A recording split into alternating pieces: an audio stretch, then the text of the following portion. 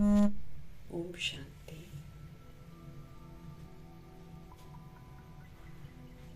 अव्यक्त बाप दादा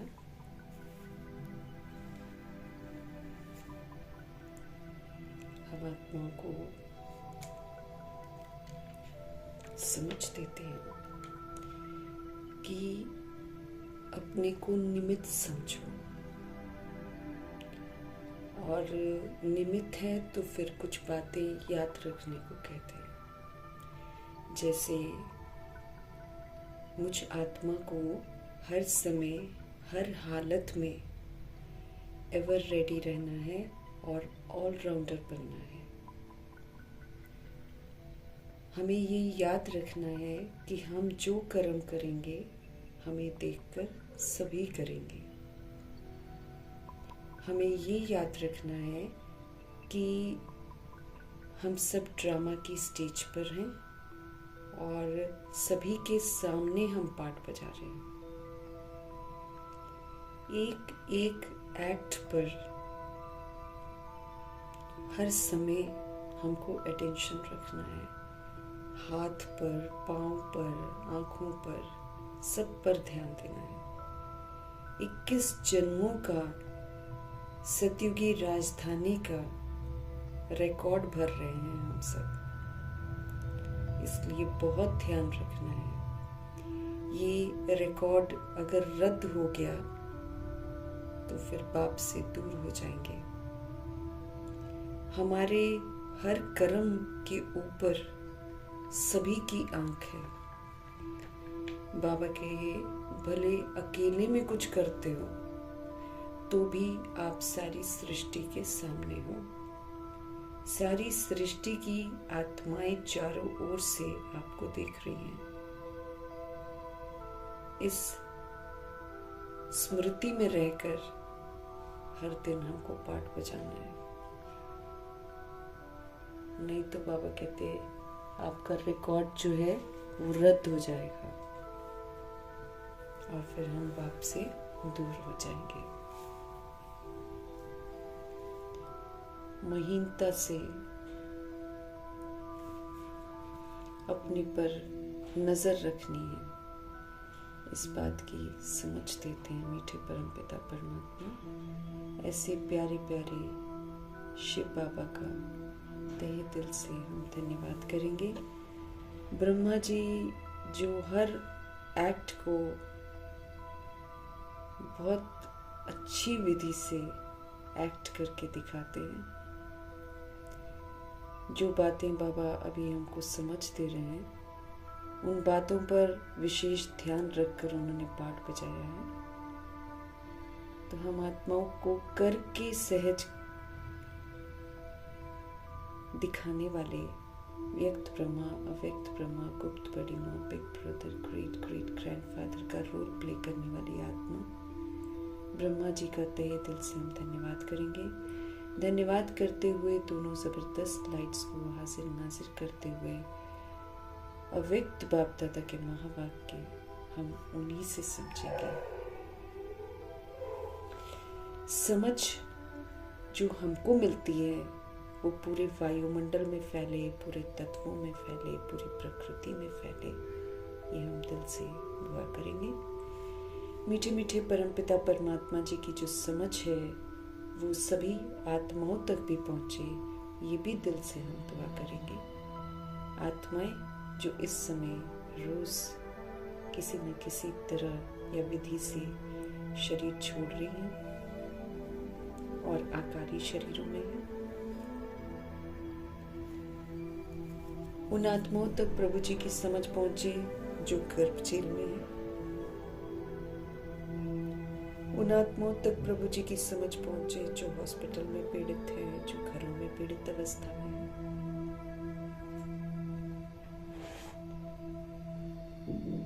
उन आत्माओं तक प्रभु जी की समझ पहुँचे जो इस समय प्राकृतिक आपदाओं के शिकार हैं या फिर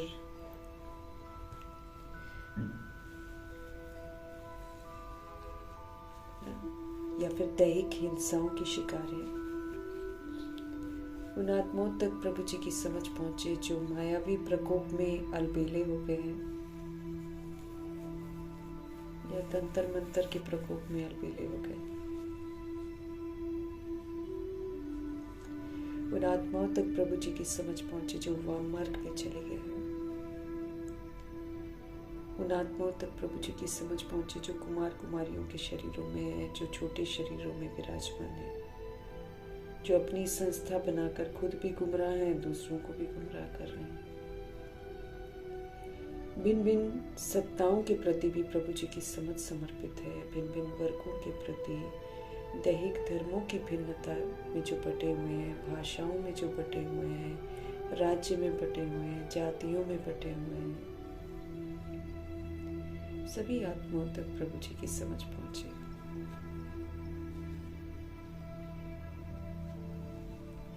उन आत्माओं तक प्रभु जी की समझ पहुंचे जो दैहिक धंधे कर रही हैं, वेश्याएं जो करवा रहे हैं, किन्नरों तक पहुंचे, यादव कौरव यवनों तक पहुंचे।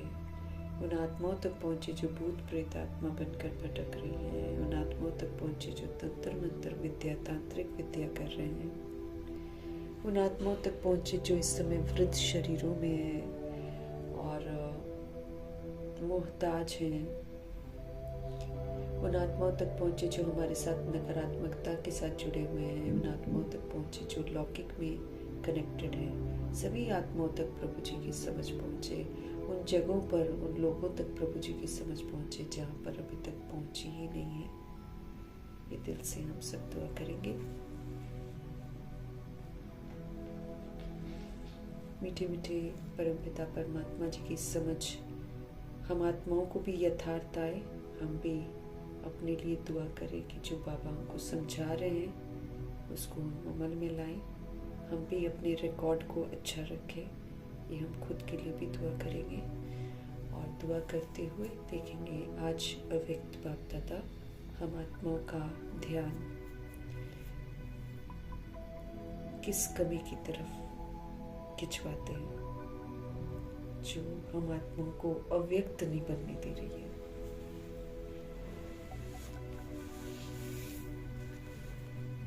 अव्यक्त बाप दादा बोले, समय के महत्व को जानो। समय ये तो कभी मिलेगा ही नहीं। पूरा कल्प हम लोग पाठ बजाएंगे, इतना लंबा पाठ बजाएंगे, देहधारियों के साथ ही तो बजाएंगे, लेकिन ये जो अनमोल समय है भगवान के साथ पाठ बजाने का,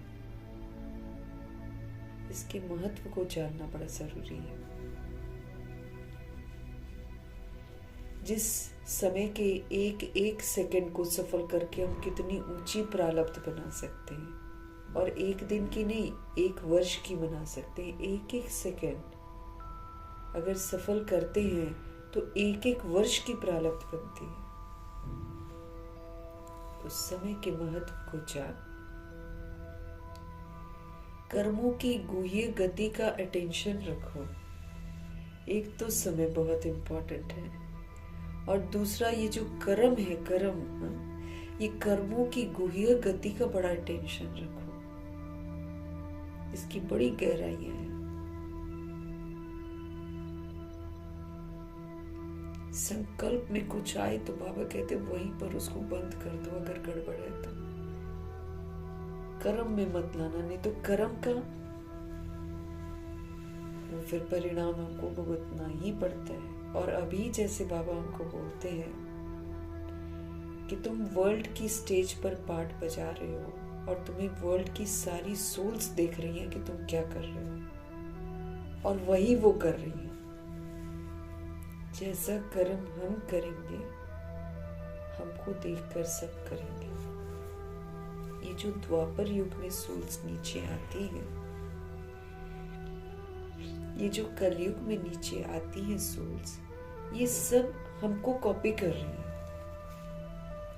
हम अपने घर के अंदर हैं, लेकिन हम सोल्स हैं। तो हम सोल्स जो करते हैं उसके वाइब्रेशन वर्ल्ड में फैल जाते हैं, और द्वापर युग और कलयुग की सोल्स उसको कैच करती है, और वो और गंदे तरीके से करती है। हम चाहे सिंपल तरीके से कोई उल्टा कर्म करेंगे, लेकिन वो उसको भयंकर तरीके से उल्टा करेंगे, इतना उसका इफेक्ट पड़ता है, क्योंकि वो लोग बैड समय में नीचे आते हैं, तो शुरू से ही बैड कैच करते हैं। इसीलिए अब जो अंत में कैच करते फिर उसको बैड स्वरूप देते हैं। तो कर्मों की गुह्य गति का बड़ा अटेंशन हमको रखना है। बाबा कहे नष्टो मोहा बनो, चेक करना है मेरे को किससे अटैचमेंट है। न किसी दैहिक रिश्ते से अटैचमेंट होनी चाहिए, न किसी वस्तु वैभव से हमारी अटैचमेंट होनी चाहिए, न किसी जगह से अटैचमेंट होनी चाहिए। एवर रेडी बनो, तैयार रहो, क्योंकि छोड़ना है इस जगह को, हमको छोड़ना है, वस्तु वैभवों को हमको छोड़ना है, रिश्तों को हमको छोड़ना है, जो कुछ भी हमने इतना विस्तार किया है वो सब कुछ हमको छोड़ना है। इसीलिए कहीं भी मोह की अटक है तो बाबा कहते हैं उस मोह से अपने आप को मुक्त कर दो, नष्ट करो। इस मोह रूपी बीमारी को बाबा कहते हैं नष्ट कर दो। तो शुरुआत ही सावधानियों की है। समय के महत्व को जान, कर्मों की गुह्य गति का अटेंशन रखो। इस समय बाबा हमको श्रेष्ठ कर्म सिखा रहे हैं। वो श्रेष्ठ कर्म करके हमको अकर्म के संस्कार बनाने हैं। श्रेष्ठ कर्म करके हमको अकर्म के संस्कार बनाने हैं।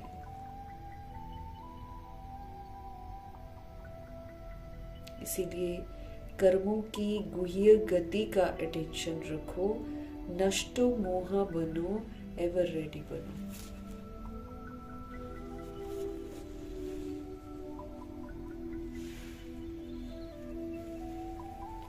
आज सर्व खजानों के दाता, सब कुछ को ना बाबा खजाना बना देते हैं। समय को खजाना बना देते हैं, हमारे संकल्पों को खजाना बना देते हैं, हमारे बोल को खजाना बना देते हैं, हमारे कर्म को खजाना बना देते हैं, हमारे मना जो संबंध है बाबा के साथ उसको खजाना बना देते हैं। तन मन धन जो कुछ भी हमारे पास है सबको बाबा खजाना बना देते हैं, सबको, ताकि हम हर चीज को सफल करके हम अपनी ऊंची प्रारब्ध बना लें। इसीलिए वो ऐसा करते हैं। तो सारे खजानों के दाता शिव पिता परमात्मा, ज्ञान का खजाना, शक्तियों का खजाना, सारे गुणों का खजाना, श्रेष्ठ संकल्पों का खजाना। बाबा कहते सिर्फ श्रेष्ठ संकल्प करो तो कितना श्रेष्ठ भाग्य बन जाएगा, सबके लिए, अपने लिए भी और सभी आत्माओं के लिए भी।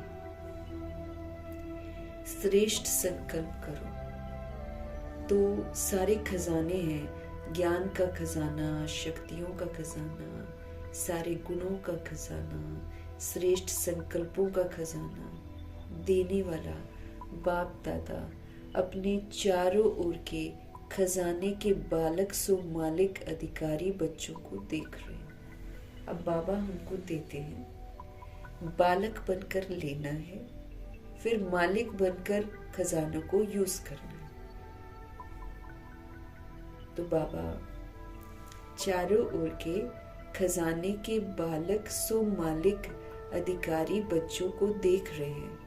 अखंड खजानों के मालिक बाप सभी बच्चों को सर्व खजानों से इस समय संपन्न कर रहे हैं।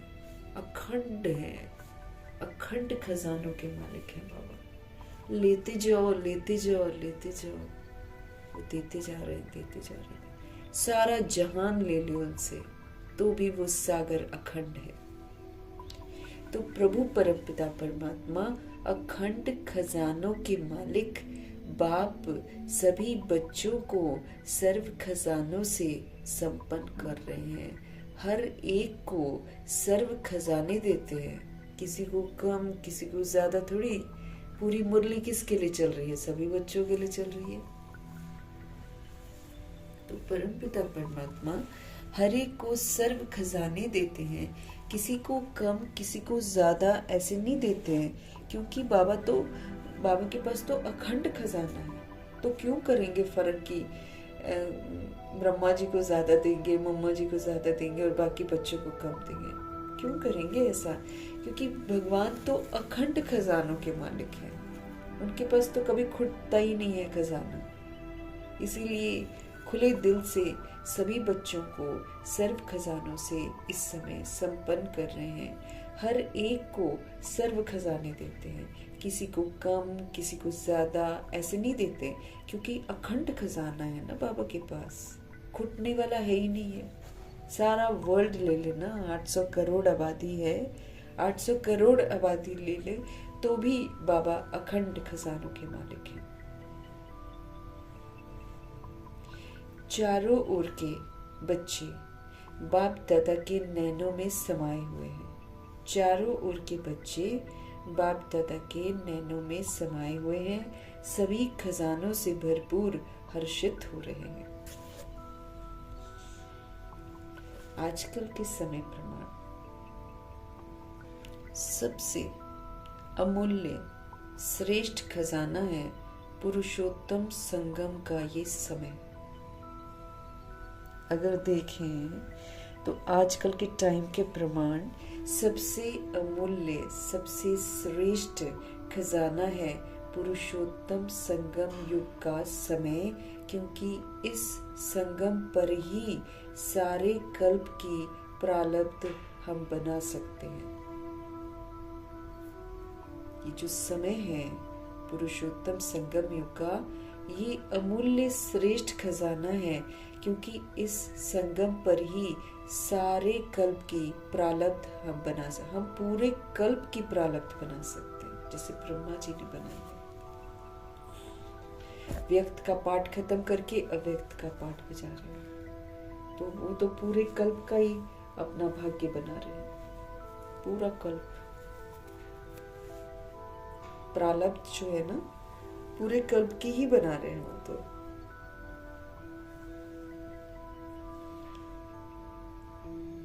बाबा कह रहे हैं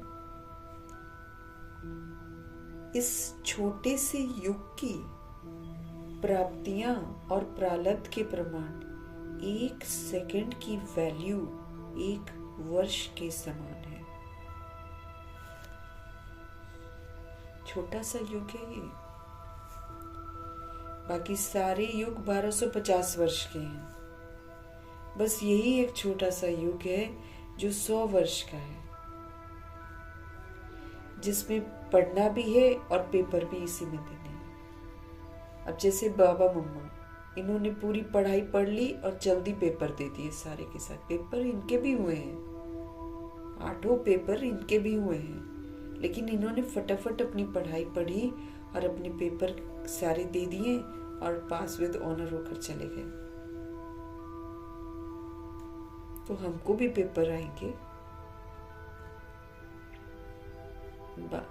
लेकिन इस संगम युग में सब एक साथ बाबा के पास नहीं आते, अपने अपने समय पर जगते हैं, अपने अपने समय पर आते हैं। तो ये है बड़ा छोटा सा युग, लेकिन है बड़ा कमाल का युग। इसी में प्राप्तियां होती हैं, इसी में सारी हम प्रारब्ध बनाते हैं। तो चूंकि छोटा है और छोटे के अनुसार जो प्राप्तियां और प्रारब्ध बनती हैं, उसके प्रमाण तो 1 सेकंड अगर देखा जाए तो 1 सेकंड की वैल्यू यहाँ पर 1 वर्ष के समान है। अगर हमने 1 सेकंड वेस्ट किया, हमने 1 वर्ष की प्रारब्ध को खत्म कर दिया। इतना अमूल्य समय है ये कि 1 सेकंड को 1 वर्ष के बराबर माना जाता है। इतना ये अमूल्य समय है, इस समय के लिए ही गायन है, अब नहीं तो फिर कभी भी नहीं। ये ऐसा समय है, इसमें हम पोस्टपोन भी नहीं कर सकते कि हम कल कर लेंगे या हम लास्ट में कर लेंगे। हम तो बोल ही नहीं सकते, क्योंकि हमें ये मालूम ही नहीं है कि हमारा लास्ट टाइम कब आ जाएगा। हमको मालूम है क्या? हमको मालूम ही नहीं है। तो ये जो संगम युग है, इसका तो सेकंड सेकंड बड़ा वैल्यूएबल है, बड़ा ही अनमोल है इसका सेकंड सेकंड। अगर हम इसके सेकंड को वेस्ट करते हैं, एक सेकंड को वेस्ट करते हैं, तो हम एक वर्ष की प्रारब्ध को गवा देते हैं। एक सेकंड मेरे एक वर्ष की प्रारब्ध बनाता है, क्योंकि हर आत्मा अपने अपने अनुसार जाकर अपना अपना समय प्राप्त करती है पुरुषार्थ करने का। सब तो 1936-37 में नहीं आ गए। कोई कब आया, कोई कब आया, कोई कब आया, कोई अभी आया तो कितना लेट आया। तो लास्ट को तो रियायत ही नहीं है कि अपना टाइम वेस्ट करें। 2009 में हम लोग आए थे और दिल्ली के पांडव भवन में हमने बाबा से मिलन करा था। उसमें बाबा ने बोला था कि लास्ट सो फास्ट जाना पड़ेगा। अगर आप चाहते हो कि फर्स्ट आए, पहले बार जो आते हैं ना, पहली बार उनको खड़ा करवाया था और वो हम लोग पहली बार वाले थे, तो उन्होंने बोला था लास्ट में फास्ट जाना पड़ेगा, तब जाकर फर्स्ट आ सकते। तो हम जो आत्माएं देर से आए हैं, हमको तो रियायत ही नहीं है टाइम वेस्ट करने की। हम तो ये कह ही नहीं सकते हैं कि आज का काम हम कल करेंगे, क्योंकि बाबा ने ये भी महावाक्य सुनाए हैं कि अगर आपने अभी नहीं किया तो आप कभी भी नहीं कर पाओगे।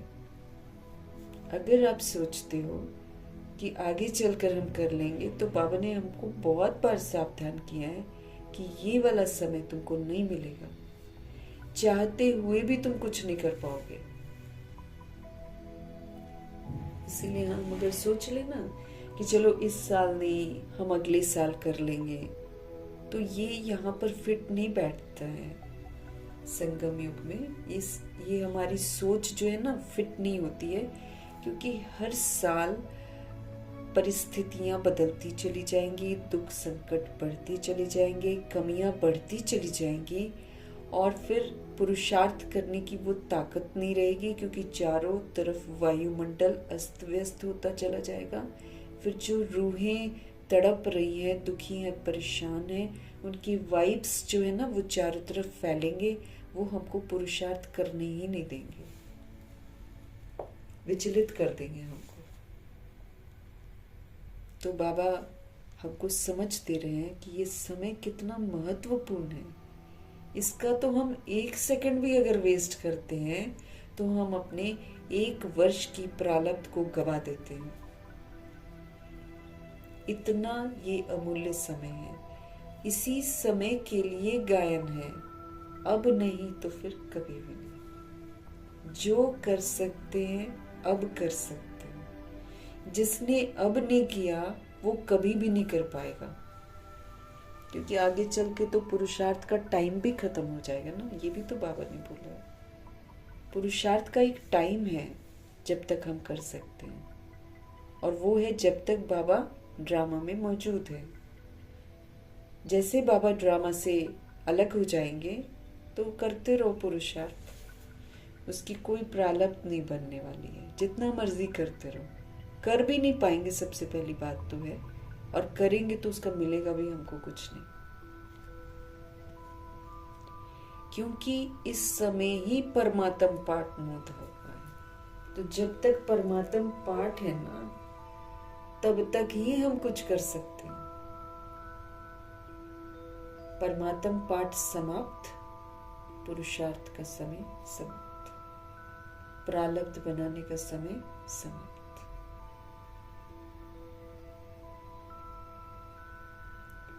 इसलिए इस समय को हीरे तुल्य कहा जाता है। हम कौड़ियों जैसे हो जाते हैं, वर्थ नॉट अ पेनी हो जाते हैं। बाबा के आगमन से एक छोटा सा प्यारा सा डायमंड युग शुरू होता है, जिसमें बाबा हमको अडॉप्ट करते हैं और फिर हमको बोलते हैं हीरे तुल्य बनो, बेदाग हीरा बनो। तुमने जो अज्ञानतावश अपने को देश समझकर दाग लगा रखे हैं अपने ऊपर, उन दागों को मिटाओ। कैसे मिटाएंगे? आत्मा का पाठ पक्का करके, आत्मा की स्मृति में रहकर, आत्मा का स्वरूप बनकर। हमको अब नई रिकॉर्डिंग करनी है, रिकॉर्ड भरना है ना। 63 जन्म की बैड रिकॉर्डिंग, उसके ऊपर वो जो झूठ की रिकॉर्डिंग है, उसके ऊपर मेरे को सच्ची रिकॉर्डिंग करनी है और बहुत कम समय में करनी है। संस्कार लेकर जाएंगे ना। अगर हम सतयुग के संस्कार रिकॉर्ड ही नहीं करेंगे तो सतयुग में मेरे को जाने कौन देगा?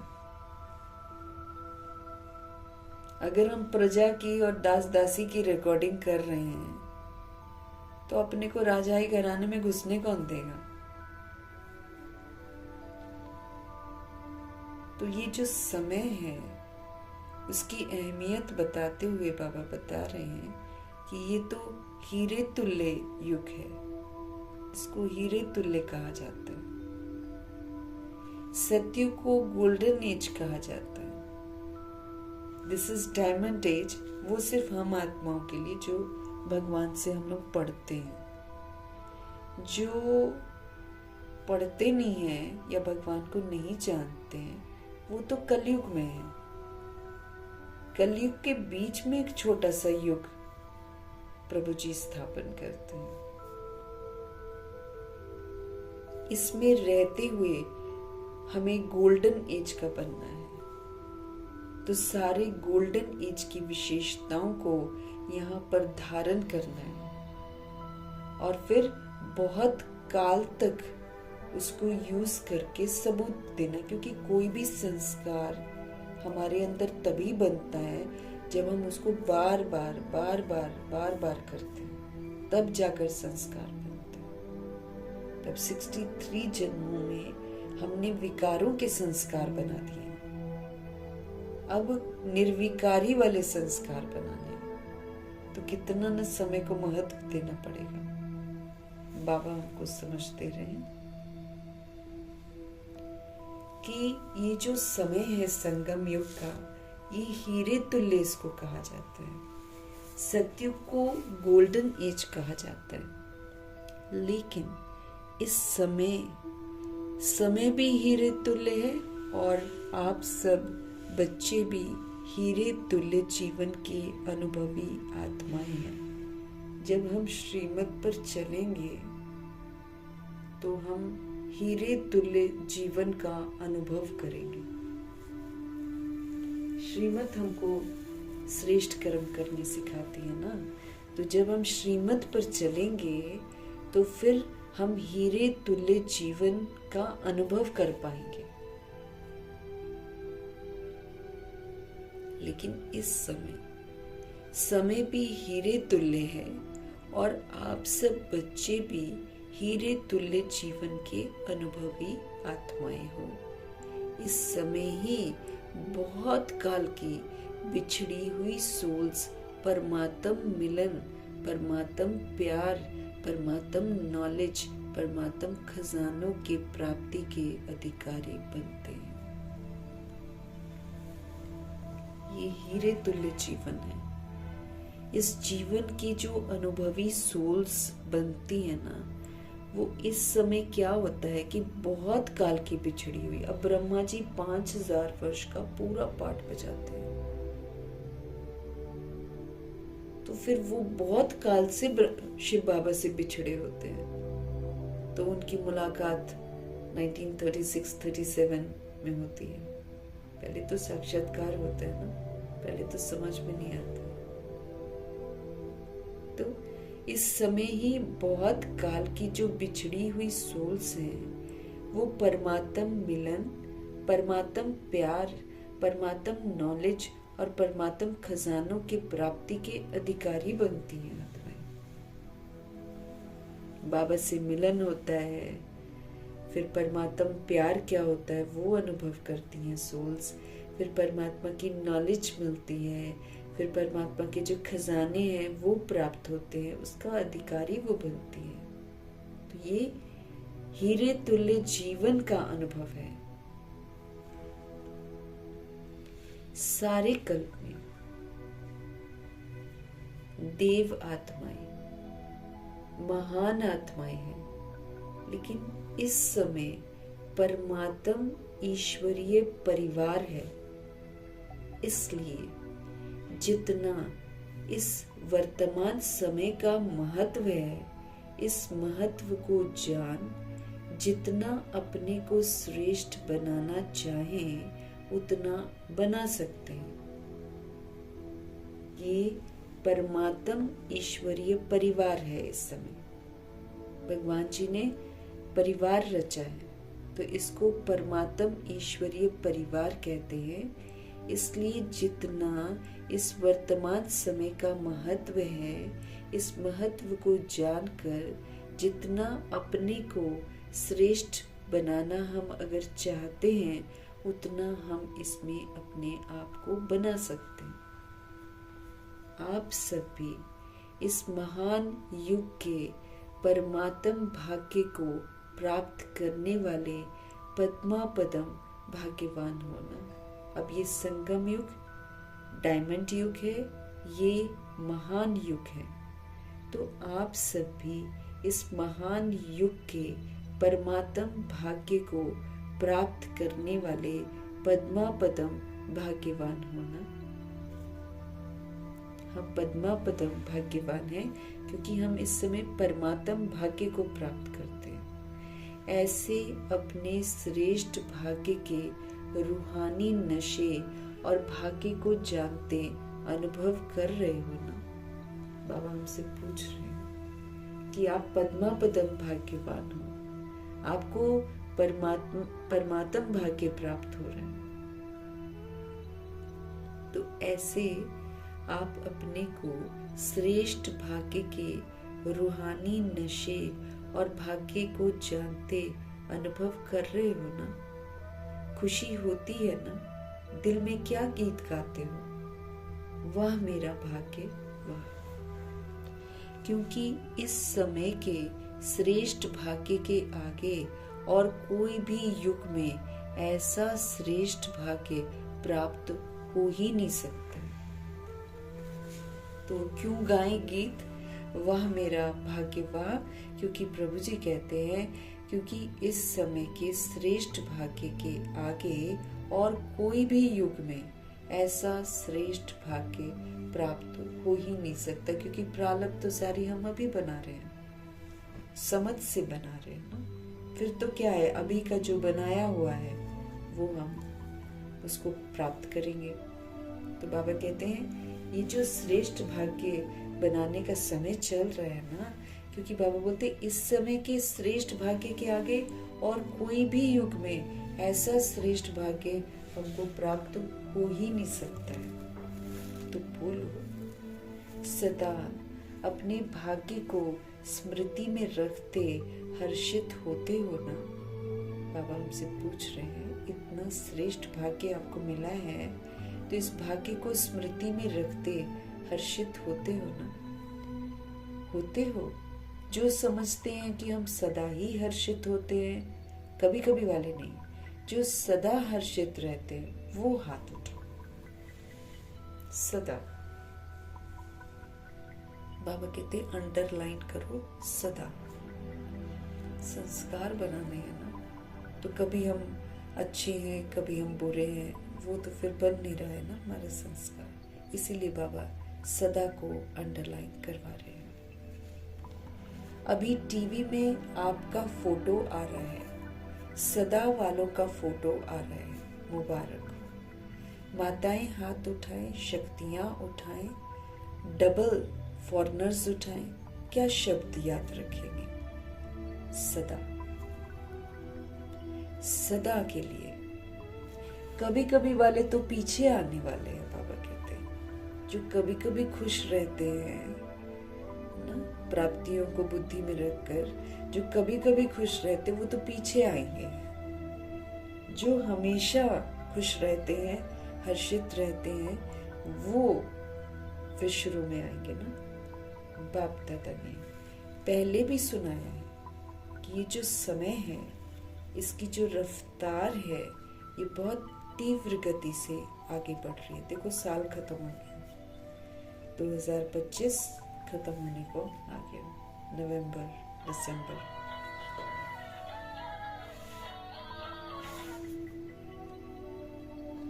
समय की रफ्तार, क्योंकि दुख बढ़ रहा है ना, दुख बढ़ता जाएगा और बाबा से देखा नहीं जाता है कि उसके बच्चे तड़प रहे हैं, इसलिए बाबा कहते समय और तेजी से भागेगा। 2026 और फास्ट जाएगा। 2025 तो चला गया, एक त्योहार आया, दूसरा आया, तीसरा आया, पता ही नहीं चला। अब तो त्योहारों का भी पता नहीं चलता है, कैसे आते हैं और कैसे चले जाते हैं। तो बाबा ने हमको पहले भी सुनाया है कि ये जो टाइम है, इसकी जो रफ्तार है, ये बहुत तीव्र गति से आगे बढ़ रही है। समय की गति को जानने वाले अपने को चेक करो। बाबा कहते आप समय की गति को जानते हो ना, तो समय की गति को जानने वाले अपने को आप चेक करो कि मास्टर सर्वशक्तिवान हमारी गति तीव्र है। समय की गति को जानने वाले बाबा कहते हैं आप अपने को चेक करो कि मास्टर सर्वशक्तिवान हमारी गति तीव्र है।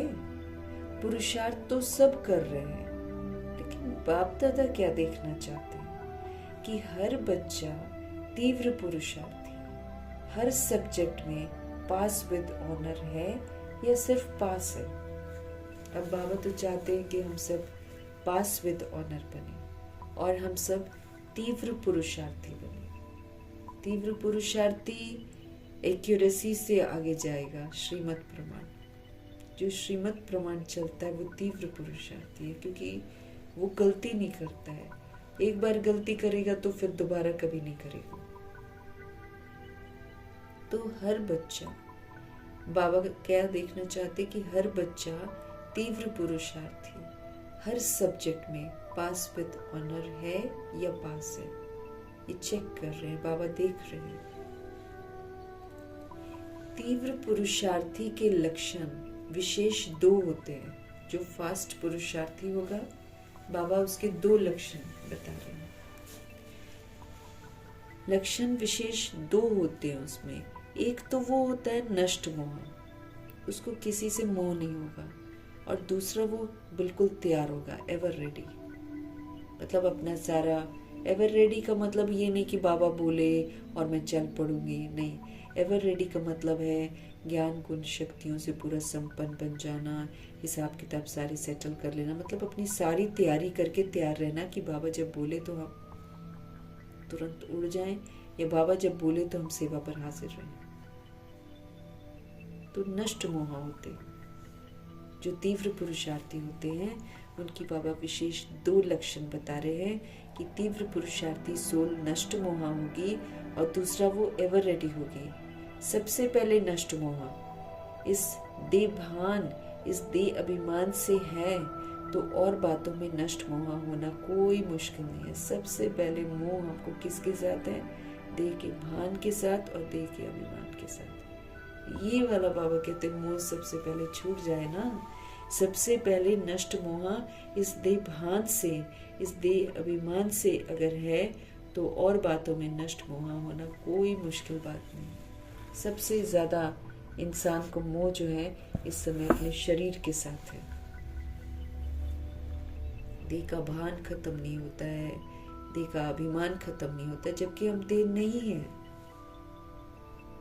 हम देह समझ कर, तो बाबा ने कल हमको क्या बोला, देह अभिमान समझकर ये कड़ी बीमारी है, देह अभिमान में आकर ही तो तुम रसातल में चले गए। वो तो पूरा सीढ़ी के चित्र में दिखा दिया बाबा ने कि मध्य में आपके अंदर देह का भान आया। वो देह का भान बढ़ता बढ़ता ऐसा बीमारी बन गया कि अंत में हम तो भूल ही गए कि हम सोल हैं और ये याद रह गया कि हम शरीर हैं। उसको मिटाना पड़ रहा है, कितनी मेहनत करनी पड़ रही है। तो बाबा हमको समझ दे रहे हैं कि सबसे पहले नष्ट मोह हमको इस देह के भान से होना है, देह के अभिमान से होना है। फिर बाबा कहते इन दोनों से हो गए ना तो बाकी सारी बातों में नष्ट मोह होना कोई मुश्किल नहीं है। देह भान की निशानी है वेस्ट, व्यर्थ संकल्प, व्यर्थ समय। ये चेकिंग स्वयं ही अच्छी तरह से आप कर सकते हो। देह का भान, अगर उसको जानना है कि मेरे अंदर देह का भान है कि नहीं है, तो मेरे को क्या देखना होगा, उसकी निशानी है वेस्ट। फिर हमारे संकल्प व्यर्थ होंगे, फिर हमारा समय व्यर्थ जाएगा। ये चेकिंग स्वयं ही अच्छी तरह से कर सकते हो। देह का भान झूठ है ना। अब देह के भान में जो हम सोचते वो सारा झूठ है।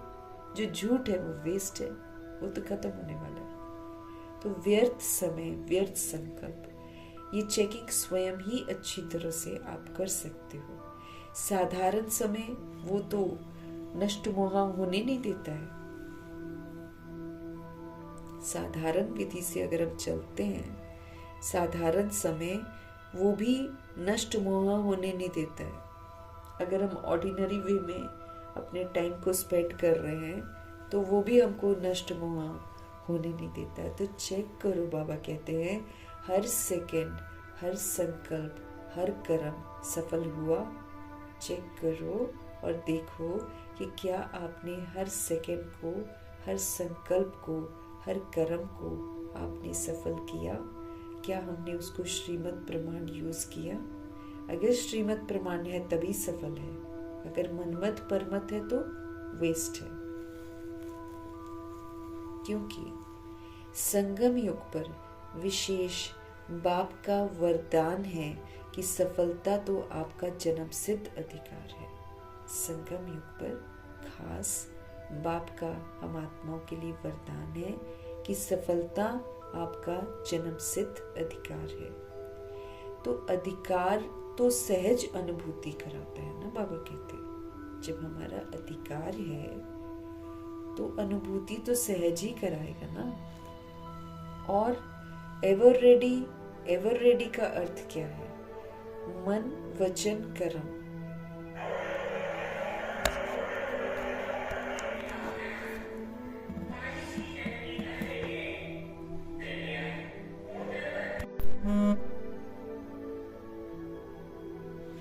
तो बाबा हमको क्या बोल रहे हैं? अब अनष्ट मोह उन्होंने बता दिया हमको। अब सेकेंड चीज है एवर रेडी रहना है। अब एवर रेडी का अर्थ बाबा हमको समझा रहे हैं। क्या कह रहे हैं? मन, वचन, कर्म संबंध संपर्क में समय का ऑर्डर हो अचानक, तो एवर रेडी और अचानक ही होना है ना। बाबा क्या बोल रहे हैं? एवर रेडी का मीनिंग समझा रहे हैं। मन, वचन, कर्म संबंध संपर्क में समय का ऑर्डर हो अचानक, तो क्या आप एवर रेडी हैं? और अचानक ही होना है जो भी होना है। हमको इस बात के लिए बड़ा तैयार रहना है। अचानक हमने सोचा भी नहीं होगा, हम कहीं किसी कार्य में व्यस्त होंगे और अचानक ऑर्डर होगा। जैसे अपनी दादी को देखा, अचानक एवर रेडी। हर स्वभाव में, हर कार्य में वो इजी रही है। संपर्क में भी इजी, स्वभाव में भी इजी, सेवा में भी इजी, संतुष्ट करने में इजी, संतुष्ट रहने में इजी। इसलिए बाप दादा समय की समीपता का हमको बार बार इशारा दे रहे हैं। कहीं भी मना उनको रिस्पॉन्सिबिलिटी मिली थी दादी प्रकाश मणि जी को, लेकिन कहीं भी उन्होंने ऐसा हुक्म नहीं चलाया किसी पर या अधिकार जमा कर नहीं बैठी। दादियाँ तो खैर इस टाइप का उन्होंने किया ही नहीं, किसी को डोमिनेट करना या किसी चीज़ को कहना कि हम तो हेड बन गए हैं, ये ऐसा उन लोगों में तो था ही नहीं। वो लोग तो बहुत हम्बल थे। तो दादी को भी देखा अचानक एवर रेडी, हर स्वभाव में वो इजी थी, हर कार्य में इजी रही है, संपर्क में इजी रही है, स्वभाव में इजी रही है, सेवा में इजी रही है, दूसरों को संतुष्ट करने में इजी रही है, संतुष्ट रहने में भी इजी रही है। पढ़ रहे ना हम लोग प्रकाश मणि दादी के बारे में, देखो कैसे वो कह रहे कि खुद बोरे पर बैठ गई और उनको सीट पर बिठा दिया ट्रेन में। हा? जो जिज्ञासु थे उनको सीट पर बिठा दिया और खुद जो जैसे सामान वाला बोरा होता है उसके ऊपर खुद बैठ गई। एडमिनिस्ट्रेशन उनके हाथ में है, बाबा का जो ईश्वरीय परिवार है उसका एडमिनिस्ट्रेशन उनके हाथ में। और देखो जिज्ञासु है ना, उस जो कोर्स करने आते हैं उनको आगे स्थान दे दिया और खुद बोरे पर बैठ गई। हम्बल है ना, इजी। पुरानी चीजें भी खरीद लेते थे वो लोग। जैसे कल भी हम लोगों ने पढ़ा कि कैसे पुराना ट्रक ले लिया है ना, डिस्पोजल वाला। ऐसे कोई भी चीज, वो जैसे लंदन कहाँ तो गई थी बाहर, उनको नीचे दिक्कत हो रही थी बैठने में लेटने में, तो वो जो फॉरेनर्स लोग फेंक देते हैं बाहर, वो लकड़ी का कोई तख्ता सा था, उसी को मंगवा कर उसी पर सो गई। हम्बल ना, इजी। ये नहीं हम तो ऐसे हैं, हम तो वैसे हैं, या हम तो हमारे हाथ में एडमिनिस्ट्रेशन आ गया है तो चलो जी हम तो कुछ करेंगे ही नहीं। ऐसी तो थी नहीं। हर डिपार्टमेंट में कहते जाती थी, जहाँ जो खाना बनता है, सब्जी कट रही है तो सब्जी काट लेती थी, अनाज साफ हो रहा है तो अनाज साफ कर लेती थी, रोटी की सेवा है तो रोटी कर लेती थी, हर चीज़ को घूम घूम कर देखती थी, है ना। तो इतना हम्बल थी वो। ये नहीं कि हुक्म चला रही है उनको भेज, ऐसे तो नहीं करती थी ना। तो स्वभाव में भी बहुत इजी थी। फिर स्टेशन पर सबको लेने जाया करती थी। जब वो हेल्दी थी तो स्टेशन पर बाकायदा जाती थी सबको लेने। जैसे उनको पता चलता था कि आबू ट्रेन आ रही है कहीं से, है ना, और आत्माएं आ रही हैं, तो खुद जाती थी सबको रिसीव करने, गले लगाती थी, प्यार करती थी। जिन्होंने अनुभव किया है वो बताते हैं कि कितना प्यार करती थी दादी। ऐसा भेदभाव नहीं करती थी किसी के साथ। तो स्वभाव में बहुत इजी, कार्य में बहुत इजी, संपर्क में बहुत इजी, स्वभाव में बहुत इजी और सेवा में भी बहुत इजी। संतुष्ट रहने में भी इजी और संतुष्ट करने में भी बहुत इजी। कॉम्प्लिकेटेड नहीं थी दादी बिल्कुल भी। इसलिए बाप दादा समय की समीपता का हमको बार बार इशारा दे रहे हैं। स्व पुरुषार्थ का समय तो बहुत ही थोड़ा है। अपने लिए जो हम पुरुषार्थ कर रहे हैं, जिसका बाबा रात में हमको याद दिला रहे हैं, स्व पुरुषार्थ का खाता जमा करो जिससे तुम्हारी प्रारब्ध बनेगी, वो तो टाइम ही बहुत थोड़ा है। क्योंकि दिन पर दिन टाइम कम होता चला जाएगा, खींचातान ज्यादा बढ़ेगी। क्योंकि देखो अब जो तैयारी नहीं कर रहा है पेपर का, वो तो आपको परेशान ही करेगा, क्योंकि जब उसको परेशानियां आएंगी वो फेस कर नहीं पाएगा। तो खींचातान बहुत होनी है अभी। बाबा ने बोला था जो आज आपको सहयोग दे रहे हैं ना कि चलो जी आप ज्ञान में चल लो, और ये वही आपके रास्ते में विघ्न रूप बनेंगे अपनी परेशानियों की वजह से। क्योंकि समय रहते कुछ कर नहीं रहे हैं और समय समाप्त होएगा। अब जो हमने समय वेस्ट किया उसकी सजा मिलेगी। उस समय फिर वो परेशान होंगे और दूसरों को भी परेशान करेंगे, है ना। तो ऐसा होने वाला है। इसलिए बाबा हमको बार बार इशारा दे रहे हैं कि ये जो स्व का पुरुषार्थ है, ये जो अपने लिए हम पुरुषार्थ करते हैं, इसका समय तो बहुत थोड़ा है। इसलिए अपने जमा के खाते को चेक करो। कल भी बाबा ने हमको जमा के खाते को चेक करने की समझ दी है ना। स्व पुरुषार्थ से स्व की प्रारब्ध बनानी है, फिर संतुष्ट भी रहना है, संतुष्ट भी करना है, इससे दुआएं कमानी है। फिर संबंध संपर्क में, मनसा वाचा कर्मणा में हम आत्मा को निस्वार्थ सेवा करनी है। निस्वार्थ सेवा करके पुण्य का खाता जमा करना है। भाई जमा करेंगे तभी तो आगे ये जो दुआएं हैं ये हमको बड़े कठिन समय में साथ देंगी दुआएं, इसलिए इनको तो बहुत जमा करना है दुआओं को। जब हम सबसे ज्यादा परेशान होंगे ना, ये दुआएं ही बचाएंगी। फिर हमको बाबा की दुआएं लेनी है, बाबा का कहना मान के, फिर जो भी संबंध संपर्क में है उनसे दुआएं लेनी है। संतुष्ट रहकर संतुष्ट करेंगे तो बहुत सारी दुआएं हमको मिलेंगी। तो बाबा हमको इशारा दे रहे हैं कि अपने जमा के खाते को चेक करो। 3 विधियां खजानों को जमा करने की पहले भी बाबा ने हमको बताई हैं, फिर से बाबा हमको सुना रहे हैं। उन तीनों विधियों को खुद में चेक करो।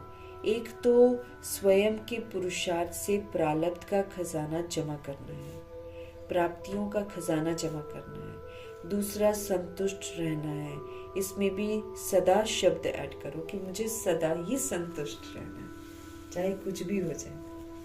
शिकवा शिकायत जिसने करी, जिसने क्वेश्चन करेक्शन किया, हमारा क्वेश्चन करेक्शन करना, हमारा शिकवा शिकायत करना हमको फेल करा रहा है, वो हम अपने लिए प्रॉब्लम्स इकट्ठी कर रहे हैं। तो बाबा हमको कह रहे हैं दूसरा है संतुष्ट रहना है सबके साथ। संतुष्ट रहकर ही हम संतुष्ट कर सकते हैं। इसमें भी बाबा कहते हैं सदा शब्द ऐड करो, ऑलवेज, और सबको संतुष्ट करना है। सबसे संतुष्ट रहकर सबको संतुष्ट करना है। इससे पुण्य का खाता हमारा जमा होता है। दुआएं भी मिलती है ना, कल बाबा ने दुआएं भी बोली हैं। इससे पुण्य का खाता जमा होता है और ये पुण्य का खाता अनेक जन्मों की प्रारब्ध का आधार रहता है। तीसरा है सदा सेवा में अथक निस्वार्थ सेवा करनी है, बड़ी दिल से सेवा करनी है। इससे जिसकी सेवा करते हैं ना, उनसे दुआएं मिलती हैं। तो ये 3 विधियां हैं, स्वयं का पुरुषार्थ, पुण्य और दुआओं का खाता। ये तीनों खाते जमा है, चेक करो। बाबा कहते हैं क्या आपने पुण्य जमा किया है, क्या आपने दुआएं जमा करी हैं, क्या आपने स्व पुरुषार्थ का खाता जमा किया है, चेक करो अपने आप को। बाबा कहते हैं दिल से सेवा करनी है, बड़े दिल से सेवा करनी है, निस्वार्थ सेवा करनी है। इससे जिसकी सेवा करते हैं ना, उनसे स्वतः ही दुआएं मिलती हैं। ये 3 विधियां हैं, स्वयं का पुरुषार्थ, पुण्य और दुआ। ये तीनों खाते जमा है, चेक करो। चेक करो कि अचानक अगर कोई भी पेपर हमारे सामने आ जाए तो क्या हम पास विद ऑनर हो जाएंगे?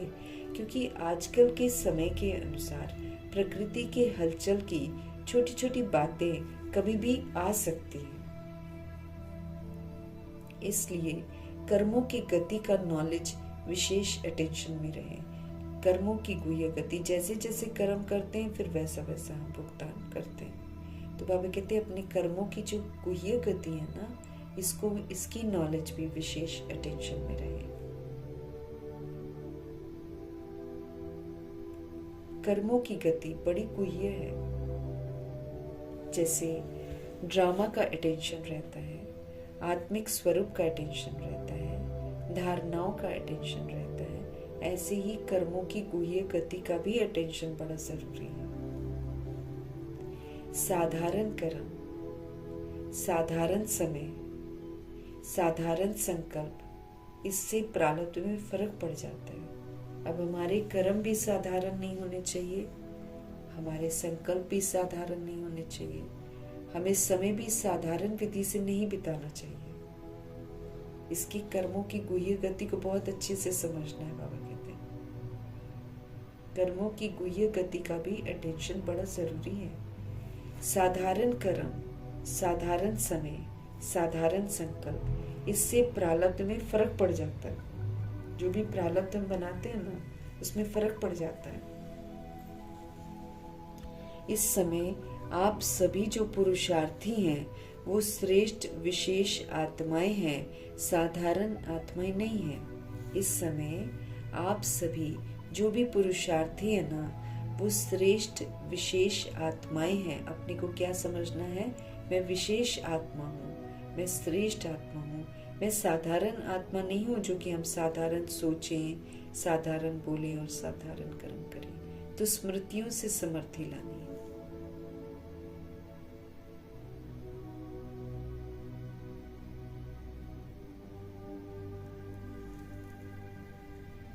तो इस समय आप सभी जो पुरुषार्थी हैं वो श्रेष्ठ विशेष आत्माएं हैं, साधारण आत्माएं नहीं हैं। विश्व कल्याण के निमित्त, विश्व परिवर्तन के निमित्त बनी हुई आत्माएं हो। आप कौन हो? आप विश्व कल्याण के निमित्त हो। आप विश्व परिवर्तन के निमित्त बनी हुई आत्माएं हो। हमको याद रखना है ना कि हम किस लिए बाबा के बने हैं। विश्व कल्याण के कार्य में हमको सहयोग देना है, हमको विश्व को परिवर्तन करने में मददगार बनना है।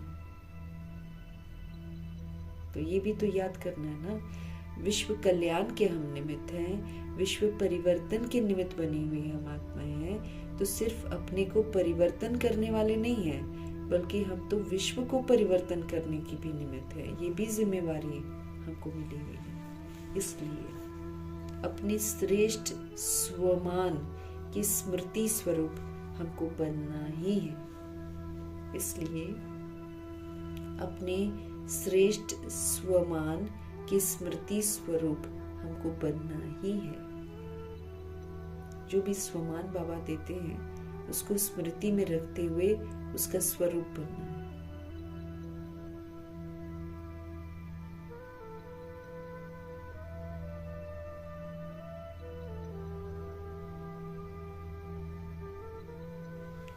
तो बाबा कह रहे हैं स्वमान की स्मृति स्वरूप हमको बनना ही है। बाप दादा ने देखा, मना विघ्न विनाशक स्वमान दिया है बाबा ने, विश्व कल्याणकारी स्वमान दिया है बाबा ने। तो अब जो विश्व कल्याणकारी जैसा होना चाहिए वैसा हमको बनना है। विघ्न विनाशक जैसा होना चाहिए वैसा हमको बनना है, इसका स्वरूप बनना है। बाप दादा ने देखा सभी का बाप दादा और सेवा से अच्छा प्यार है। सेवा का वातावरण वो तो चारों ओर कोई न कोई प्लान प्रमाण चल ही रहा है। साथ साथ अभी समय के प्रमाण विश्व की आत्माएं जो दुखी अशांत हो रही हैं, उन आत्माओं को दुख अशांति से छुड़ाने के लिए अपनी शक्तियों द्वारा सकाश दो, हमारा कर्तव्य है। बाबा कह रहे हैं कि प्लान तो बनाते हैं सेवा के, लेकिन साथ साथ ये जो समय चल रहा है, इस समय के प्रमाण विश्व की आत्माएं जो इस समय दुखी हैं, जो अशांत हो रही हैं, उन आत्माओं को दुख और अशांति से छुड़ाने के लिए अपने को जो बाबा से शक्तियां मिलती हैं, उन शक्तियों का सहयोग देना है। सकाश देना मतलब सहयोग देना। जैसे प्रकृति का सूर्य सकाश से अंधकार को दूर कर रोशनी में लाता है, जैसे प्रकृति का जो अंधकार है उसको दूर कर रोशनी में कौन लाता है? सूर्य लाते हैं।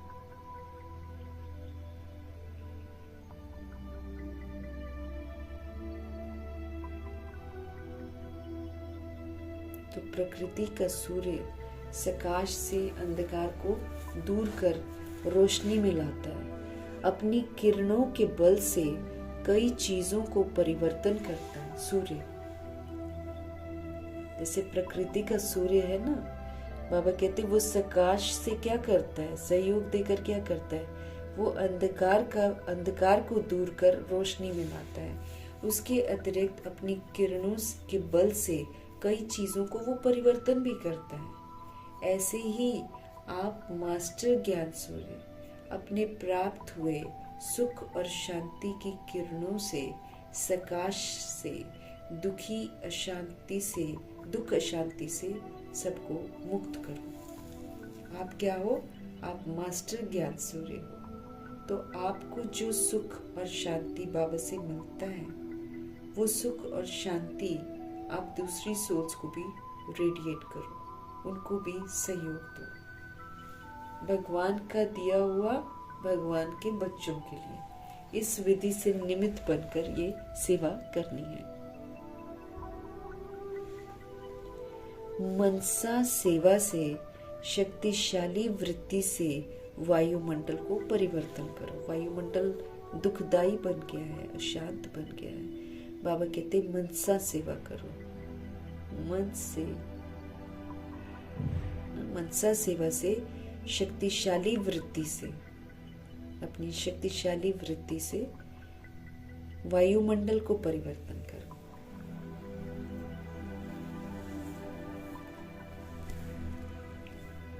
तो अभी मनसा सेवा करो। बाबा कहते हैं मनसा को क्लीन करना है, मनसा को निराकारी बनाना है, फिर ही सेवा कर सकते हैं।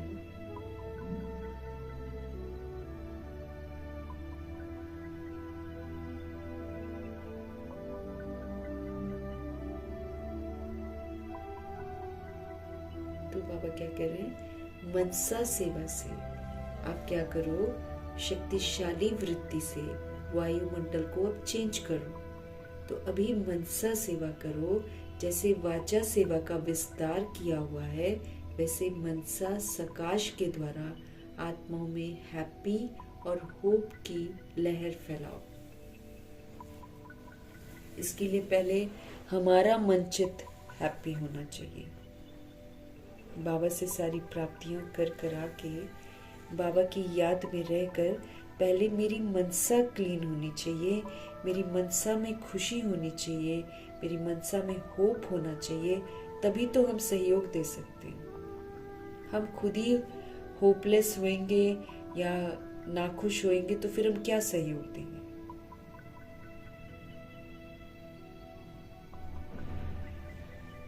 तो बाबा कहते हैं अब मनसा सेवा आप करो, इसकी जरूरत है।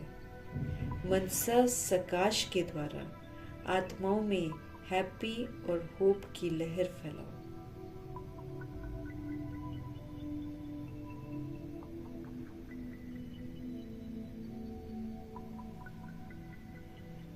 जैसे वाचा सेवा का विस्तार किया हुआ है, बाबा कहते वैसे मनसा सकाश के द्वारा आत्माओं में हैप्पी और होप की लहर फैलाओ। लोग निराश हो गए हैं,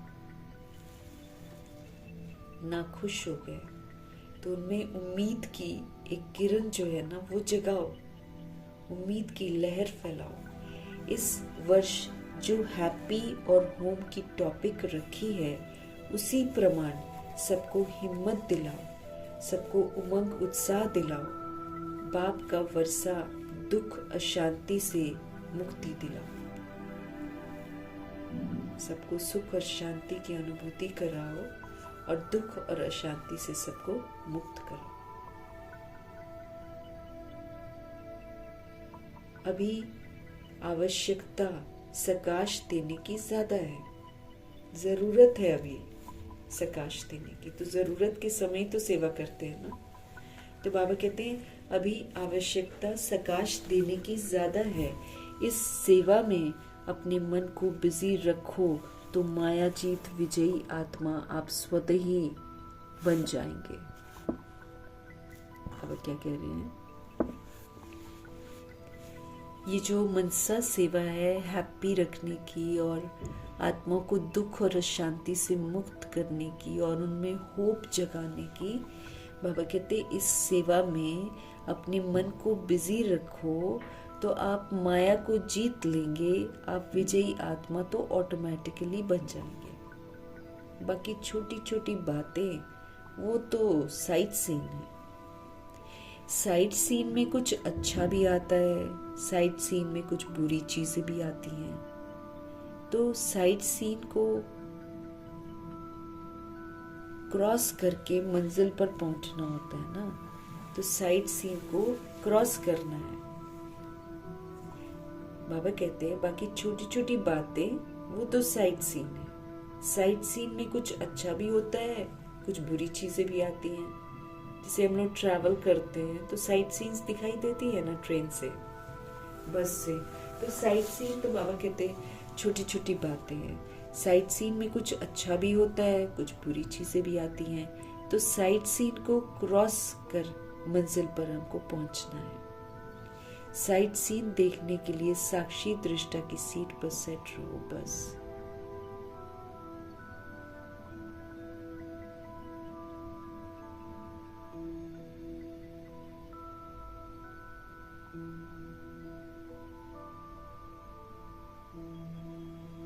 तो साइट सीन को क्रॉस कर मंजिल पर पहुंचना होता है। साइट सीन देखने के लिए साक्षी दृष्टा की सीट पर सेट रहो। नॉलेजफुल, साक्षी दृष्टा क्या होता है? नॉलेजफुल की सीट। समझ है, ड्रामा है, कैसे पाठ बजाया है, कैसे रिकॉर्ड करा हुआ है, कैसे वशीभूत होकर आत्माएं पाठ बजा रही है, मतलब नॉलेजफुल। साक्षी दृष्टा नॉलेजफुल होकर देखता है, और सिर्फ देखता नहीं है बल्कि उस समय जिस चीज का उसको सहयोग चाहिए वो देता है। उसको साक्षी दृष्टा कहते हैं, जो भगवान को साथी बनाकर ड्रामा की सीन को देखते हुए श्रेष्ठ पाठ बजाते हैं।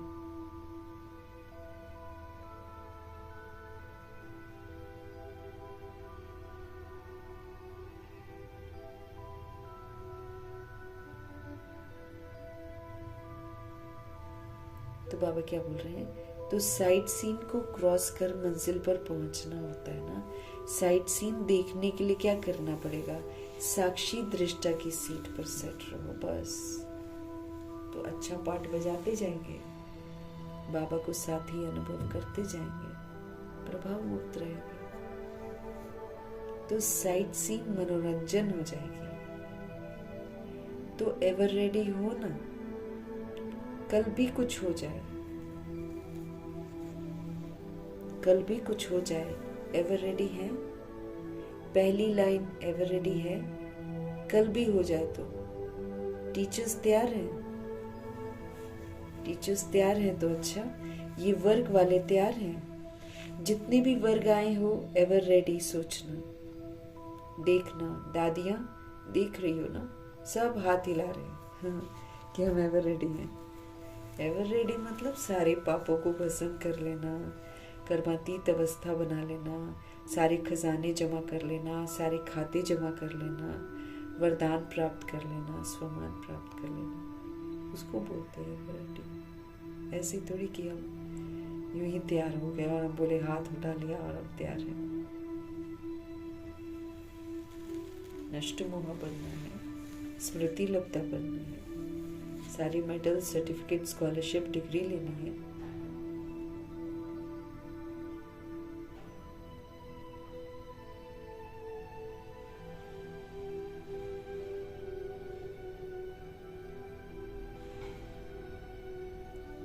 तो बाबा कहते ये वर्ग वाले तैयार हैं। जितने भी वर्ग आए हो एवर रेडी, सोचना, देखना। दादियां देख रही हैं ना, सब हाथ हिला रहे हैं, अच्छा है, मुबारक हो। अगर नहीं भी है ना तो आज की रात तक हो जाना, क्योंकि समय आपका इंतजार कर रहा है। बाप दादा मुक्ति का गेट खोलने का इंतजार कर रहे हैं। एडवांस पार्टी आपका आह्वान कर रही है, क्या नहीं कर सकते हो। मास्टर सर्वशक्तिवान तो हो ही। दृढ़ संकल्प करो, ये करना है, ये नहीं करना है, बस दृढ़ संकल्प करो। तो जो नहीं करना है वो नहीं करना है, और जो श्रीमद् प्रमाण करना है वो तो करना ही करना है।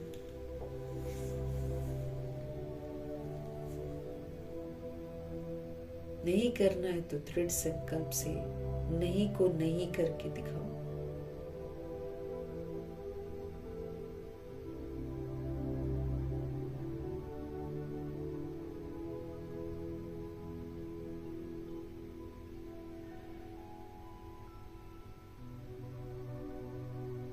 बाबा कह रहे हैं डिसाइड कर लो कि ये मुझे करना है, ये मुझे नहीं करना है, बस। और फिर उसको अडिग रहो दृढ़ता से। जो नहीं करना है मतलब नहीं करना है, तो दृढ़ संकल्प से नहीं को नहीं करके दिखाओ। मास्टर तो हो ही ना। अच्छा, अभी पहली बार कौन आए? जो पहली बार आए हैं वो हाथ उठाओ, ऊंचा हाथ उठाओ, हिलाओ। इतने आए हैं, अच्छा है। जो भी पहली बारी आए हैं उनको पदम गुना मुबारक है, मुबारक है। बाप दादा खुश होते हैं कि कल पहले वाले बच्चे फिर से अपने परिवार में पहुंच गए हैं। इसलिए अभी पीछे आने वाले कमाल करके दिखाएं। पीछे रहना नहीं है, पीछे आए हो लेकिन पीछे नहीं रहना है, आगे से आगे रहना है। इनके लिए तीव्र पुरुषार्थ करना पड़ेगा। आगे जाने के लिए तीव्र पुरुषार्थ करना पड़ेगा। हिम्मत है ना? हिम्मत है?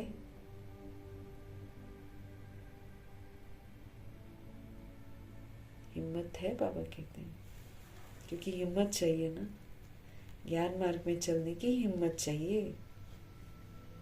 हिम्मते बच्चे मदते बाप दादा। अगर हम हिम्मत रखते हैं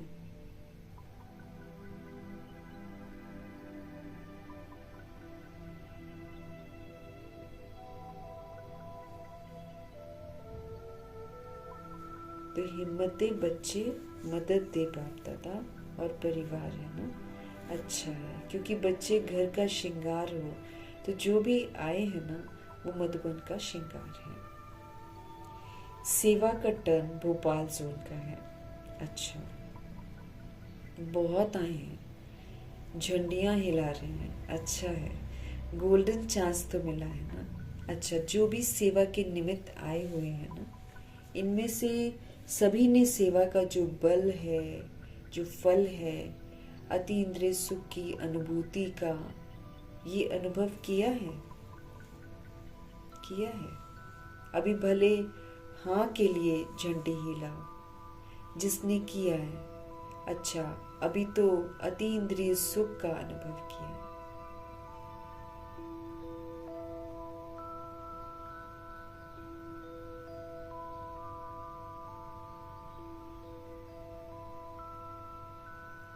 तो अति इंद्रिय सुख की अनुभूति, जो भी सेवा के निमित्त आए हुए हैं, इनमें से सभी ने सेवा का जो बल है, जो फल है, अति इंद्रिय सुख की अनुभूति का, वो अनुभव किया है। अभी भले हाँ के लिए झंडे हिलाओ जिसने किया। अच्छा, अभी तो अति इंद्रिय सुख का अनुभव किया, ये सदा रहेगा या थोड़ा समय ही रहेगा? जो दिल से प्रॉमिस करते हैं, देखा देखी नहीं, हाथ उठाना बाबा कहते हैं, एक दूसरे को देखकर हाथ उठाते ना, तो जो दिल से समझता है कि मैं इस प्राप्ति को सदा कायम रखूंगा,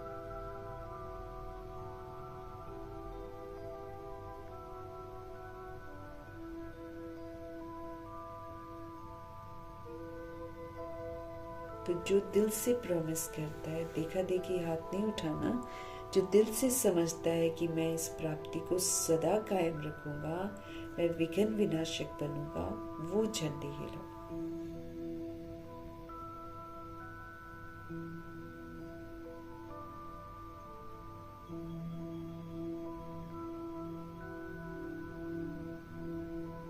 तो बाबा कहते हैं दिल से विघ्न विनाशक बनूंगा, वो झंडे हिलाओ भले। अच्छा, देखो आप टीवी में आ रहे हो, फिर ये टीवी का फोटो भेजेंगे। अच्छा, ये चांस जो रखा है वो बहुत अच्छा है। चांस लेते भी खुशी से हैं और टर्न बाय टर्न सभी को खुली दिल से छुट्टी भी मिल जाती है आने की। अच्छा, अभी कमाल क्या करेंगे? किसी ने कहा बाबा 2007 चल रहे हैं ना, तो किसी ने कहा 2008 में आपको प्रत्यक्ष करके दिखाएंगे, ऐसा बोला। अच्छा है, एक दो को सहयोग देकर इस वायदे को पूरा करना जरूर करेंगे। मास्टर सर्वशक्तिवान,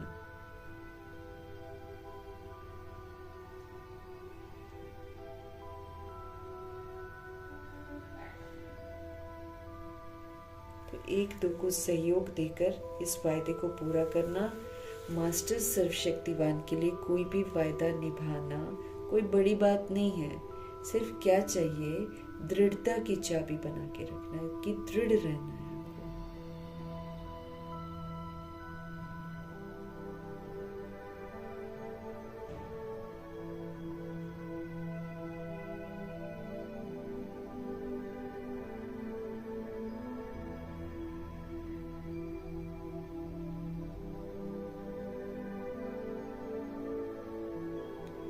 मास्टर सर्वशक्तिवान के लिए कोई भी वायदा निभाना कोई बड़ी बात नहीं है। सिर्फ बाबा कहते क्या करना पड़ेगा, दृढ़ता को साथी बनाकर रखना पड़ेगा, दृढ़ रहना पड़ेगा कि करना ही है मुझे। दृढ़ता को नहीं छोड़ना, क्योंकि दृढ़ता ही सफलता की चाबी है। ऊपर नीचे बातें होंगी, लेकिन बाबा कहते आप दृढ़ रहना बस, कि मुझे तो यही करना है, बस कुछ भी हो जाए।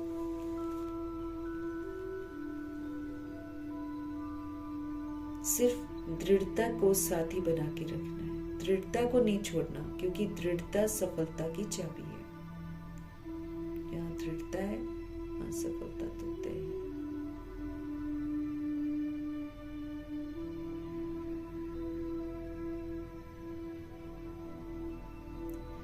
दृढ़ता सफलता की चाबी है, तो जहाँ दृढ़ता होगी वहाँ सफलता है ही है। ऐसे है ना, करके दिखाएंगे। बाप दादा को भी खुशी है, अच्छा है, देखो कितनों को चांस मिलता है। आधा क्लास तो सेवा करने वालों की तरफ का होता है। अच्छा है, देखो साकार बाबा के होते हुए बहुत अच्छा पाठ बजाया है। पहला म्यूजियम इसने यानी कि महेंद्र भाई ने तैयार किया था। तो देखो साकार बाप की दुआएं सारे जोन को है। अभी कोई नवीनता करके दिखाएंगे। अभी बहुत समय हो गया है, कोई नई इन्वेंशन नहीं निकली है। वर्गीकरण भी अभी पुराना हो गया है। प्रदर्शनियां, मेला, कॉन्फ्रेंस, नई मिलन सब हो गए हैं। अभी कोई नई बात नहीं कर रहा। बाबा कहते हैं जो शॉर्ट भी हो और जो स्वीट भी हो, क्योंकि अब के समय वाली जो सोल है वो शॉर्ट बातें सुनेगी। तो शॉर्ट हो, स्वीट हो, खर्चा कम हो, सेवा ज्यादा हो। राय बहादुर हो ना, तो राय बहादुर नई राय निकालो।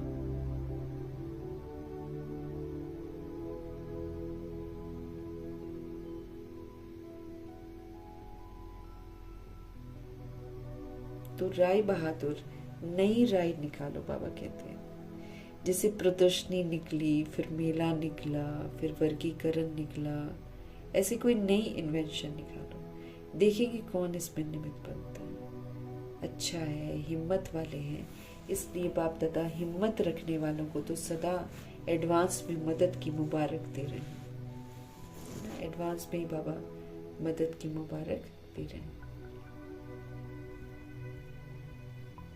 अच्छा, अभी 1 सेकंड में सभी बहुत मीठी मीठी स्वीट साइलेंस की स्टेज के अनुभव में खो जाओ। स्वीट साइलेंस परम धाम स्थिति।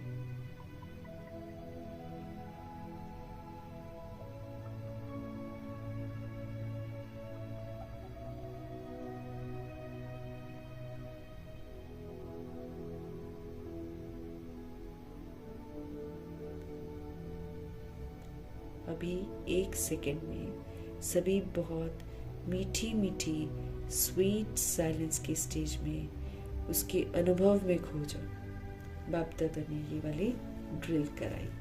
अच्छा, चारों ओर के सभी तीव्र पुरुषार्थी, तो हमको इसमें बाबा क्या समझ देते कि हमको क्या बनना है ना। चारों ओर के सर्व तीव्र पुरुषार्थी सदा दृढ़ संकल्प के द्वारा सफलता को, सदा दृढ़ संकल्प द्वारा सफलता को प्राप्त करने की, है ना। फिर सदा विजय के तिलकधारी, कि विजय तो मेरा जन्म सिद्ध अधिकार है। फिर बाप दादा के दिल तख्तधारी,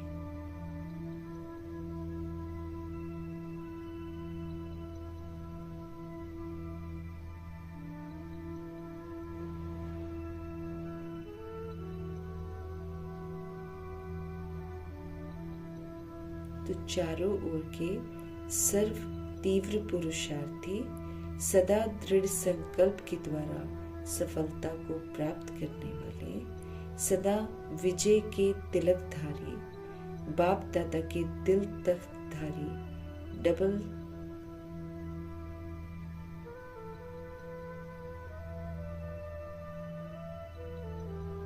बाप दादा के दिल तख्तधारी, डबल ताजधारी, पवित्रता का भी ताज तो फिर जिम्मेवारियों का भी ताज, रतन जड़ित ताज फिर मिलता है। तो विश्व कल्याणकारी, सदा लक्ष्य को और लक्षण को समान करने वाले, परमात्म प्यार में जो पलने वाले, ऐसे जो सर्वश्रेष्ठ बच्चे हैं, उनको बाप दादा का याद प्यार, दिल की दुआएं और नमस्ते।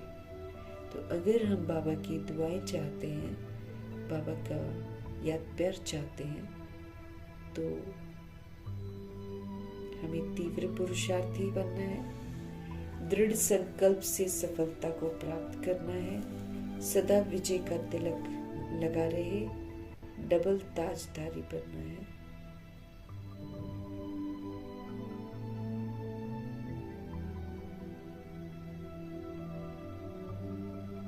तो डबल ताजधारी, विश्व कल्याणकारी, सदा लक्ष्य और लक्षण को समान करने वाले, परमात्म प्यार में पलने वाले, ऐसी आत्माओं को बाबा की दुआएं मिलती हैं, बाबा का याद प्यार मिलता है और फिर नमस्ते मिलती है दादियों से। बच्चे हाजिर हैं तो बाप तो हाजिर है ही। न बाप बच्चों से दूर हो सकता है तो न बच्चे बाप से दूर हो सकते हैं। वायदा है कि साथ हैं, साथ चलेंगे। आधा कल्प ब्रह्मा बाप के साथ रहेंगे। दादी जानकी जी ने कहा, वो भी शिव बाबा भी तो समाया हुआ है साथ में। तो आधा कल्प ब्रह्मा बाप के साथ रहेंगे। तो दादी जानकी जी ने कहा कि शिव बाबा भी तो समाया हुआ साथ में है। आपकी ये अनुभूति ठीक है, अभी तो गारंटी है, लेकिन जब राज्य करेंगे तो फिर बाबा नहीं आएंगे। कोई देखने वाला भी तो चाहिए ना, ऊपर मन कैसे लगेगा। हाँ, ड्रामा में पाठ है ना, तो ब्रह्मा बाप तो साथ है। देखो,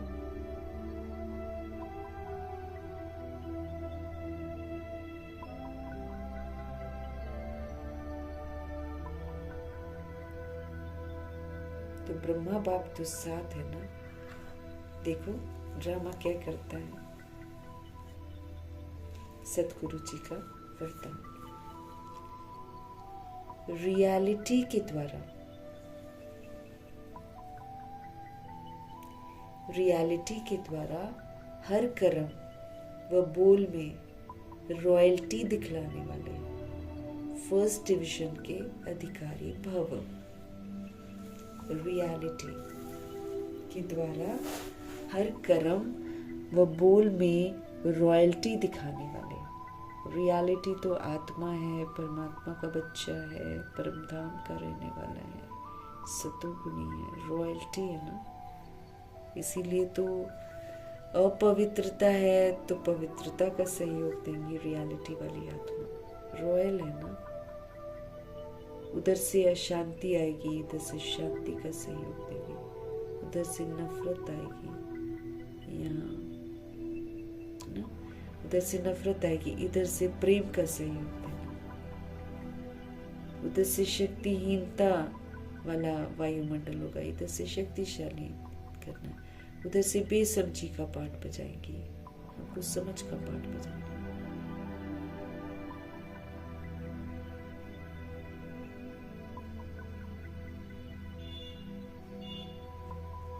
बाबा कह रहे हैं, रियलिटी के द्वारा हर कर्म हर बोल में रॉयल्टी हो, है ना। रॉयल्टी दिखलाने वाले फर्स्ट डिवीजन के अधिकारी भव। रियलिटी मतलब अपना असली स्वरूप, अनादि आदि स्वरूप हमारा असली स्वरूप है। अनादि हम आत्मा है, आदि देवता है। तो ये जो अनादि आदि स्वरूप है, ये हम आत्माओं की रियलिटी है, जिसकी स्मृति बाबा दिलाते हैं। अब हमको प्रूफ करना पड़ेगा। तो फिर जो रॉयल रहेगा, रॉयल्टी का व्यवहार करेगा, वो इस रियलिटी को पूरा करेगा।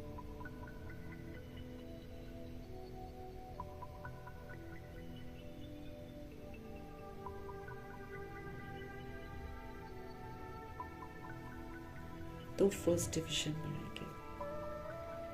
रियलिटी मतलब क्या है? अपना असली स्वरूप। ये सदा स्मृति में रहे, जिससे फिर स्थूल सूरत में भी रॉयल्टी नजर आएगी।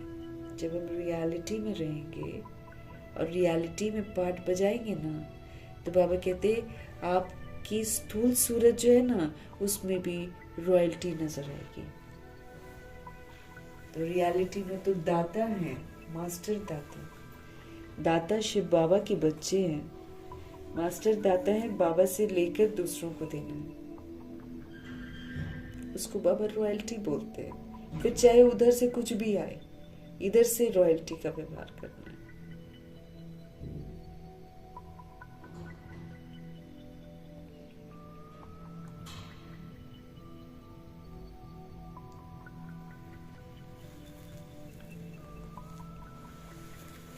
बाबा कह रहे हैं रियलिटी मतलब क्या होता है? रियलिटी का मतलब होता है एक बाप दूसरा न कोई। इस स्मृति से हर कर्म व बोल में रॉयल्टी दिखाई देगी। रियलिटी एक बाप दूसरा न कोई। बाप याद है तो बाप की श्रीमत भी याद है, उसी के प्रमाण चलेंगे ना। तो इस स्मृति से हर कर्म व बोल में रॉयल्टी दिखाई देगी। जो भी संपर्क में आएगा, उन्हें हर कर्म में बाप समान चरित्र अनुभव होंगे। हर बोल में बाप के समान अथॉरिटी और प्राप्ति की अनुभूति होगी। ब्लेसिंग्स वाले बोल होंगे। उनका संग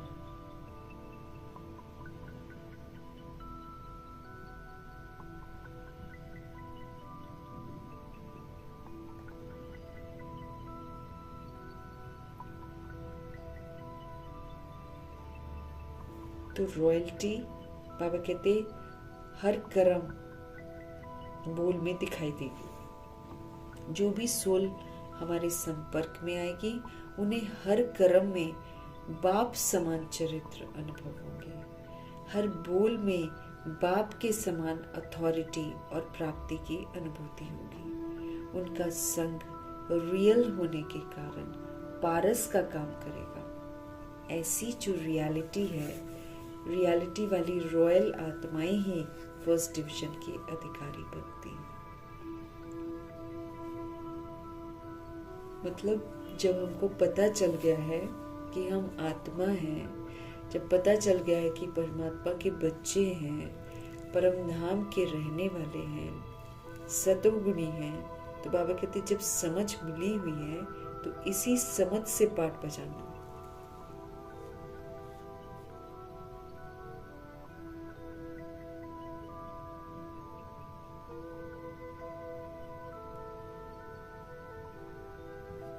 रियलिटी एक बाप दूसरा न, आत्मा हो एक बाप दूसरा न कोई। जो स्मृति में रहेगा वो श्रेष्ठ कर्म करेगा, और जब वो श्रेष्ठ कर्म करेगा तो वो रॉयल्टी चेहरे से दिखाई देगी, चलन से दिखाई देगी। लोग अनुभव करेंगे कि ये तो बाप समान है, इनके चरित्र बाप समान है। हर बोल में बाप के समान सच्चाई की अथॉरिटी होगी। प्राप्ति उससे फिर ब्लेसिंग्स वाले बोल होंगे। सोल को देखते हैं ना बाबा, जो वरदान बाबा देते हैं, जो स्वमान बाबा देते हैं, वो किसको देते हैं? आत्मा को देते हैं। तो आत्मा फिर उस स्वमान में अपना पार्ट बजाती है। तो फिर जब वो स्वमान में पार्ट बजाती है, तो वो अथॉरिटी वाला पार्ट होता है, अथॉरिटी वाले बोल होते हैं, ब्लेसिंग्स वाले बोल होते हैं। क्योंकि जो बाबा स्वमान हमको देते हैं, उसी स्वमान से बाबा दूसरों को देखने की समझ देते हैं। हमारे में स्वमान आ गया, तो इसी स्वमान के प्रमाण बाबा कहते दूसरों को भी वही बोल बोलो जो मैं तुम्हें बोलता हूँ।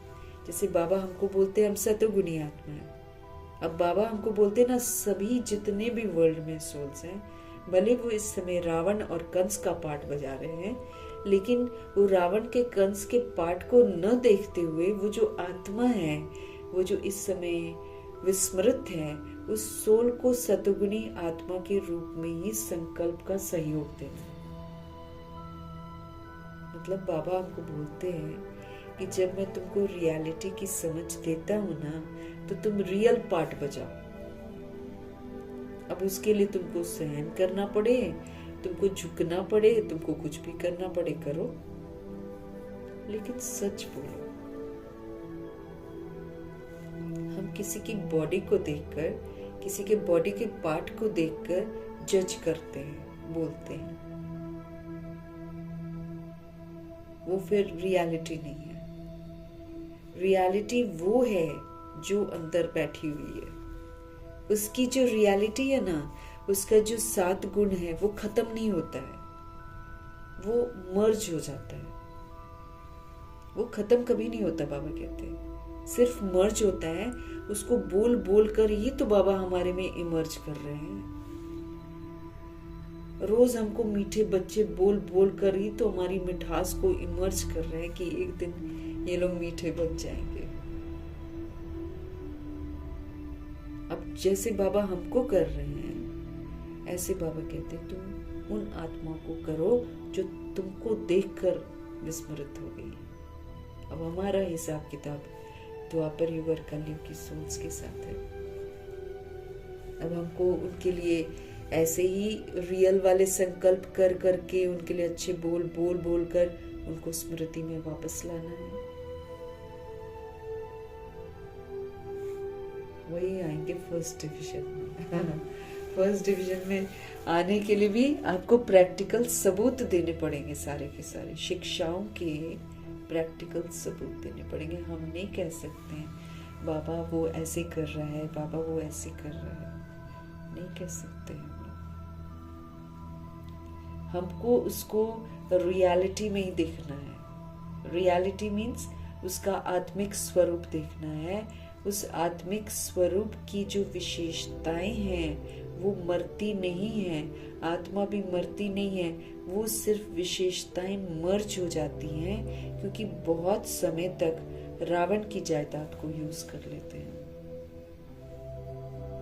अब कोई जबरदस्ती मुखौटा दूसरा पहन ले और कपड़े को बोले कि ये कपड़ा ही मैं हूँ, ये कपड़ा ही मैं हूँ, तो क्या वो कपड़ा हो जाएगा? क्या नहीं होगा ना। अगर वो सोल समझ रही है मैं तो शरीर हूँ, मैं तो शरीर हूँ, मैं तो शरीर हूँ, तो क्या वो रियलिटी रहेगी क्या? शरीर तो फिर उसके सामने मरा हुआ होगा। सोल को तो वापस अपने सतुगुणी स्वधर्म में आना ही पड़ेगा। अब वो जो सजाओं से आएगी, बाबा कहते हैं समझ से आ जाओ।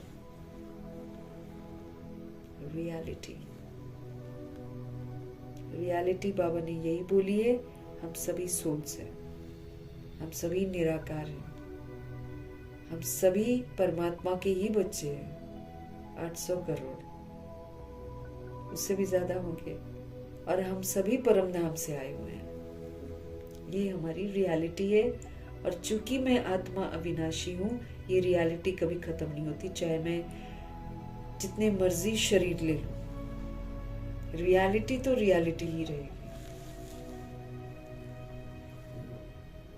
अब समझ से उस रियलिटी को धारण करना है। रियलिटी मतलब अपना असली स्वरूप, सतोगुणी स्वरूप, सुख स्वरूप, प्रेम स्वरूप, आनंद स्वरूप, शक्ति स्वरूप, पवित्र स्वरूप, ज्ञान स्वरूप।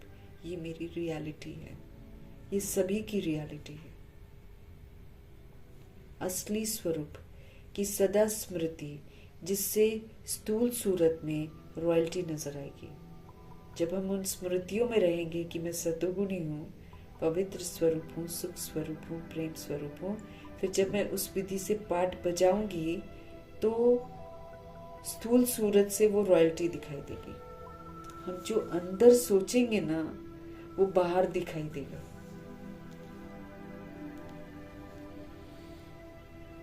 अगर रियलिटी में रहकर, रियलिटी को देखकर, रियलिटी से व्यवहार करेंगे, तो आत्मा कर रही है ना अंदर से, वो चेहरे से, स्थूल सूरत से दिखाई देगा कि ये रॉयल आत्मा है। रियलिटी एक तो मेरा असली स्वरूप, दूसरी रियलिटी एक बाप दूसरा न कोई। हम चाहे जितनी मर्जी संबंध बना लें, जितना मर्जी हम विस्तार कर लें, सारा का सारा झूठ है। रियलिटी फिर क्या है? एक बाप, दूसरा न कोई। इस स्मृति से फिर क्या होगा? हमारा कर्म, हमारे बोल, इसमें रॉयल्टी आ जाएगी।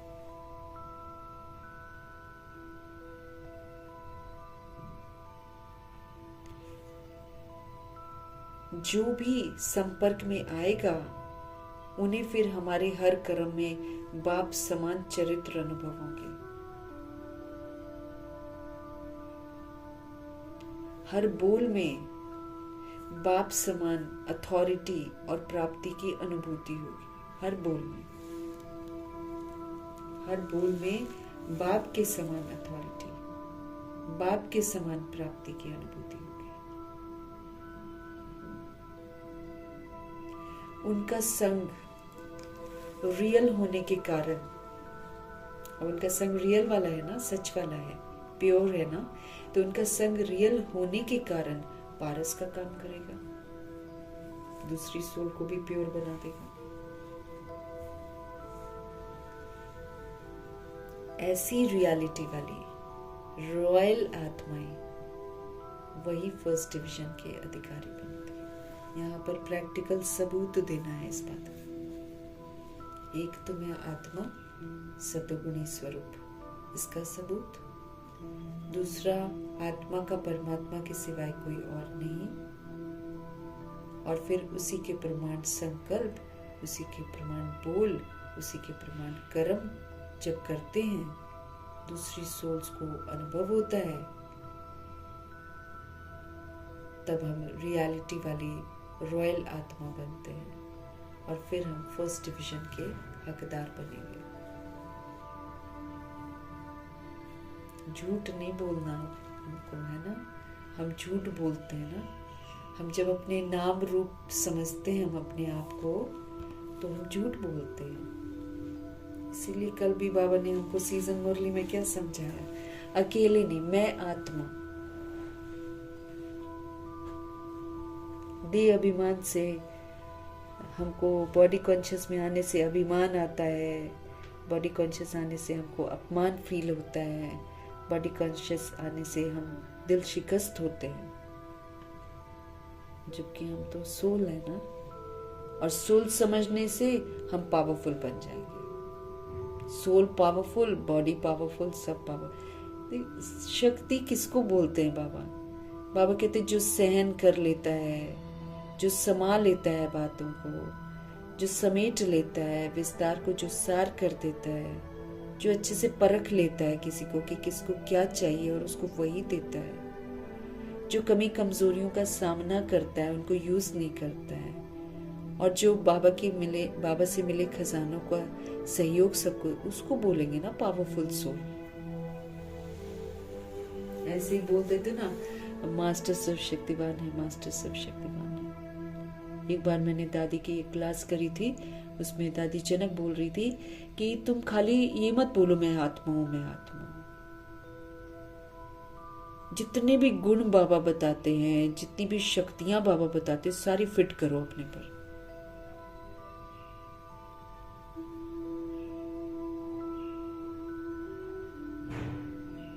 सारी। मैं सहयोगी आत्मा हूं, मैं सामना करने वाली आत्मा हूं। किस चीज का सामना करना है? बुराइयों का, कि भाई आ जाओ जितना मर जाओ, हम तो यूज नहीं करेंगे आपको। ये नहीं कि हम दूसरों से लड़ाई करें। कई लोग सामना करना ये समझ लेते हैं कि लड़ना है। लड़ना तो यहाँ पर है ही नहीं ना। हिंसा तो करनी ही नहीं है। हिंसा तो आसुरी गुण आ जाता है ना, वो तो फिर रावण की प्रॉपर्टी हो जाती है। यहाँ तो अहिंसक बनना है। न स्थूल हिंसा करनी है, न सूक्ष्म हिंसा करनी है।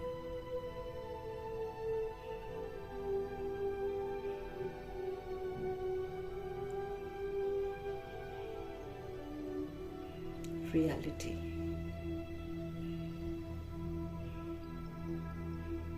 जो रियल पार्ट बजाएगा, जो रियलिटी का सबूत देगा, वो फर्स्ट डिवीजन में आएगा। अब इसमें ये नहीं है कि दूसरा क्या कर रहा है, दूसरे को तो देखना ही नहीं है ना। वो तो जो रावण राज्य का रावण होगा, कंस होगा, वो तो रावण और कंस का पार्ट बजाएगा ना, उसको वही पार्ट मिला हुआ है। वो जब ड्रामा में आया था उसने वही पार्ट रिकॉर्ड किया हुआ है, इसलिए उसको कुछ लज्जा नहीं आएगी है। क्योंकि कलयुग का एंड क्या है? छल कपट, चोरी डकैती, जबरदस्ती, है ना, लूट मार। तो ये तो इस समय तो है ही उनका पार्ट, रावण और कंस का। तो वो लोग तो पार्ट बजाएंगे। ये समय है दुशासन का, ये समय है दुर्योधन का, तो वो तो रोल प्ले करेंगे ही अपना। अपने को क्या करना, वो तो कलयुग है, वो तो कलयुग के लोग हैं। हम तो संगम युग के हैं ना, तो हम संगम युग में क्या करेंगे? हमको तो बाप समान पाठ बजाना है। बाबा हमको रियलिटी से परिचित कराते हैं, तो उसमें हम ये नहीं कह सकते बाबा वो तो रावण है। हमको राम बनना है, हमको राम बनना है। राम क्या करेगा? राम निराकार राम की याद में रहेगा और श्रीमत पर चलेगा, मर्यादा पुरुषोत्तम बनेगा।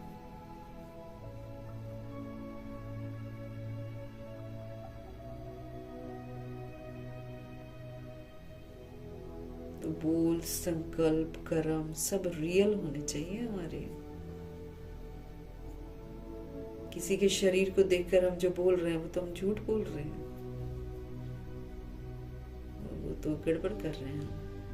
लेकिन कोई कुछ भी पार्ट बजाए, हम रियलिटी का पार्ट बजाए, हम उसको आत्मा को देखें जो अंदर बैठी है, ये करना पड़ेगा हमको। और फिर रिश्ते सारे, कोई भी रिश्ता नहीं हमारा, एक बाप दूसरा न कोई। तो जब बाबा के संग रहेंगे हर समय, तो हमारे कर्म श्रेष्ठ हो जाएंगे, हमारे बोल में रॉयल्टी होएगी, क्योंकि फिर हम ऑर्डिनरी बोल नहीं बोलेंगे।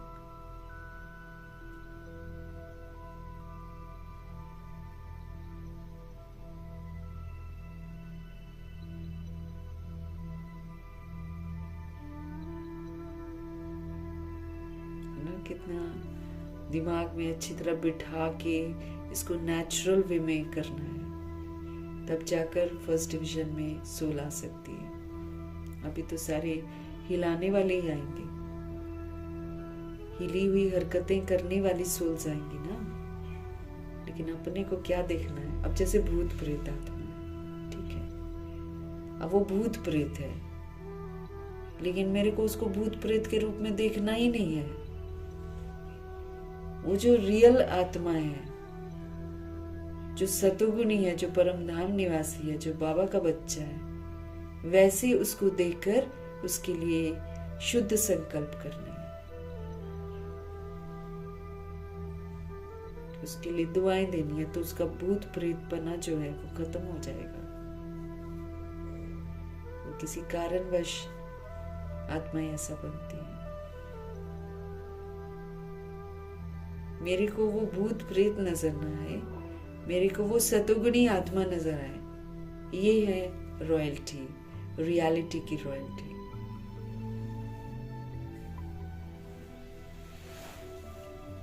यही हमारे पेपर होने हैं। अजामिल जैसा पापी भी होगा तो उसको हम रियलिटी में देखें, उसको, तब जाकर हम उसकी आग को बुझा पाएंगे। अगर हम उसकी गंदगी को ही देख लेंगे तो हम तो उसको गंदा बनाने में सहयोग दे देंगे, लेकिन उसकी तो आग को खत्म करना है। तो फिर रियलिटी में देखना होगा, रियलिटी में स्थित होकर, रियलिटी को देखकर उसकी आग को बुझाना है। सेवा तो ऊंची ऊंची सेवाएं है, इधर उधर कुछ सेवा करके तो वो तो भगवान जी करा रहे हैं भाई। उसको तो कभी भी नहीं सोचना चाहिए कि हम कुछ करते हैं। हमारी असली जो सेवा हमको करनी है, वो जो शिक्षाएं बाबा देते हैं, वो उसका प्रैक्टिकल स्वरूप बनकर, तब हम बाबा के काम आएंगे।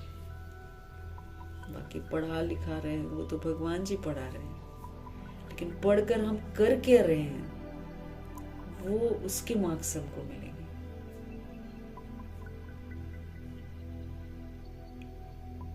देह न नजर आए हमको किसी की भी, इतना रियलिटी में हमको जीना। नहीं तो फिर अगर मुझे देह नजर आ रही है और मैं देह को देखकर बोल रही हूँ तो मैं तो रियलिटी में अभी खुद ही नहीं आई हूँ, तो मैं दूसरे को क्या बताऊंगी रियलिटी की, क्या बोलूंगी कि आप आत्मा हो जब हम खुद ही आत्मा नहीं समझ रहे हैं अपने को। और अलग मार पड़ेगी। और जैसे आज मैंने 69 में पढ़ा, 69 की मुरली में बाबा कह रहे हैं कि तुम अकेले में भी कुछ कर रहे हो ना कमरे में, बच्चे तुम्हें सारा जहान देख रहा है।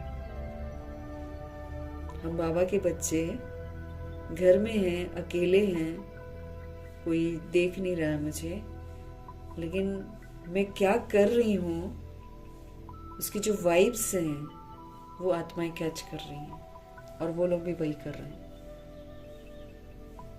इतनी जिम्मेवारी है हमारे ऊपर।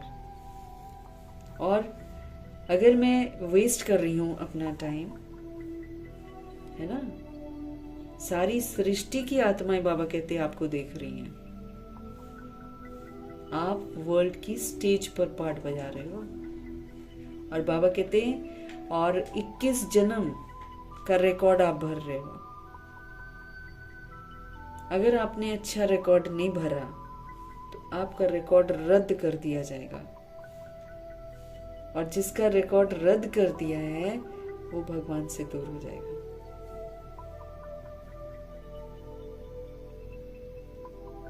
इसलिए बाबा कहते बहुत ध्यान रखो कि तुम क्या कर रहे हो।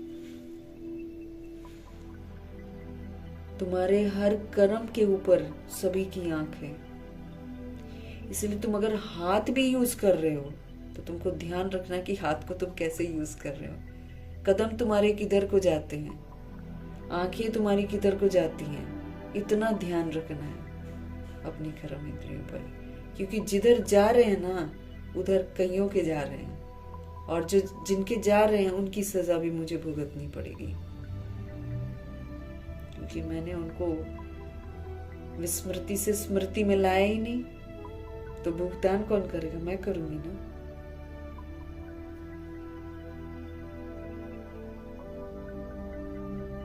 हमारे हर कर्म के ऊपर बाबा कहते हैं सभी की आंख है। बाप दादा भी देखते हैं सूक्ष्म वतन में, हम सभी भगवान की नजरों में हैं। सूक्ष्म वतन में हम बाबा की टीवी में हैं, और बाकी जो सोल्स है ना द्वापर युग कलयुग की, वो हम लोग का कुछ भी हम करते हैं तो कैच करती हैं और वही करती हैं, और वो और गंदे तरीके से करती हैं। रियलिटी में जिएंगे उनको भी स्मृति आ जाएगी कि हम आत्मा हैं। हम रियलिटी में नहीं जिएंगे, हम शरीर समझते रहेंगे, वो तो शरीर को फिर सब कुछ ही समझेंगे। वो तो शरीर को खाएंगे, शरीर को क्या करेंगे ना, खून पिएंगे, सब कुछ करेंगे। क्यों? क्योंकि हम शरीर समझ रहे हैं। हम तो शरीर समझ रहे हैं, हम नॉनवेज नहीं खा रहे हैं, हम ह्यूमन फ्लैश नहीं खा रहे हैं। वो ह्यूमन फ्लैश खाएंगे, उनको इतना शरीर अच्छा लगेगा, इतना हम लोगों के पार्ट का इफेक्ट उन लोग, क्योंकि जो सोल कलयुग के अंत में आई है ना, उस पर गंदा इफेक्ट पड़ता है। हम सोचते हैं थोड़ा सा और वो सोच लेते हैं कितना बड़ा। तो जब हम अपने अंदर से देह अभिमान खत्म करेंगे तो उनको भी मन हटेगा बॉडी से। जब तक हमारा मन बॉडी से नहीं हटा है, उनका मन बॉडी से हटेगा ही नहीं। इसलिए वो बॉडी के पीछे ही पड़े रहेंगे। आजकल क्या है, दुनिया बॉडी के पीछे पड़ी हुई है, क्योंकि यहाँ बाबा के बच्चे पड़े हुए हैं ना। बाबा के बच्चे आत्म अभिमानी नहीं बन रहे, तो उसका प्रभाव देखो कितना जबरदस्त है आजकल दुनिया में। रियलिटी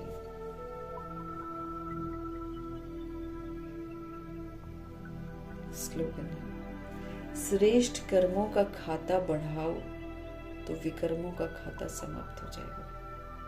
पाप कर्म कर रखे हैं ना, एक तो याद से हमको भस्म करने हैं वो पुराने वाले जो हमने अनजाने में करे हुए हैं, और बाबा का बच्चा बनकर मेरे से विकर्म ना हो, मेरा विकर्मों का खाता समाप्त हो जाए, उसके लिए हमको श्रेष्ठ कर्म करने हैं, बस श्रेष्ठ कर्म। बाबा कहते हैं श्रेष्ठ कर्मों का खाता बढ़ाओ तो विकर्मों का खाता तुम्हारा समाप्त हो जाएगा।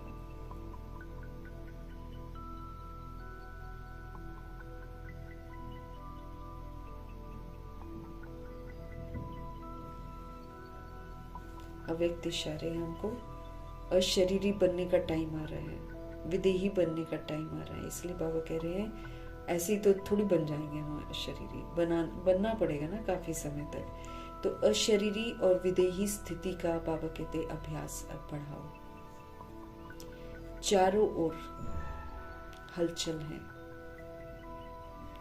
व्यक्तियों की हलचल है, प्रकृति की हलचल है, बढ़नी ही है।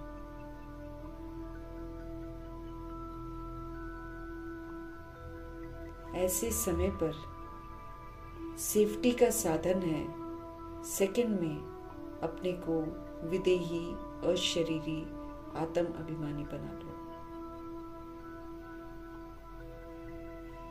1 सेकंड में अपने को विदेही, अपने को अशरीरी, आत्म अभिमानी बना लो। ऊपर हो जाएंगे ना फिर हम, देह की दुनिया से ऊपर हो जाएंगे। और सिर्फ ऊपर नहीं होंगे, फिर आत्म अभिमानी आत्मा परमात्मा का बच्चा क्या करेगा? दाता का काम करेगा ना, मास्टर दाता। जैसे बाबा कभी रुकते नहीं हैं, निरंतर देते हैं, ऐसे बाबा के बच्चे आत्म अभिमानी जो हो जाएंगे वो क्या करेंगे? श्रेष्ठता का सहयोग देंगे।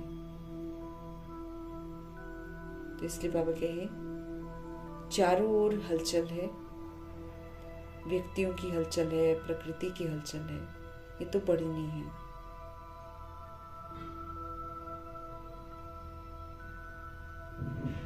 ऐसे समय पर सेफ्टी का साधन है 1 सेकंड में अपने को अशरीरी बना दो। ऊपर की स्थिति विदेही, आत्म अभिमानी, फिर क्या है? मास्टर दाता का पाठ बजाओ। क्योंकि आत्मा परमात्मा का बच्चा बिना दिए कुछ रुक नहीं सकता, देता जाएगा देता जाएगा। तो बीच बीच में ट्रायल करो। 1 सेकंड में मन बुद्धि को जहां चाहे वहां स्थित कर सकते हो। बीच बीच में बाबा कहते ट्रायल करो। 1 सेकंड में आप मन बुद्धि को जहां चाहे वहां स्थित कर सकते हो। इसको ही साधना कहा जाता है, क्योंकि हमको टिकना पड़ेगा ना कहीं कहीं। ऊंची अवस्था में मन बुद्धि को टिकाना पड़ेगा तुरंत। इसलिए बाबा कहते हलचल तो निरंतर है चारों तरफ।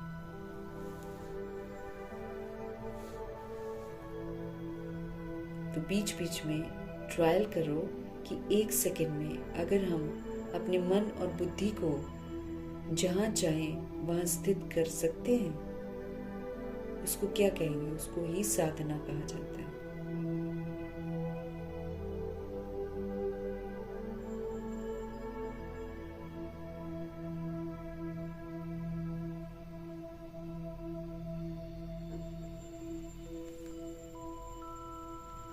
सेफ्टी का साधन हमारे हाथ में है।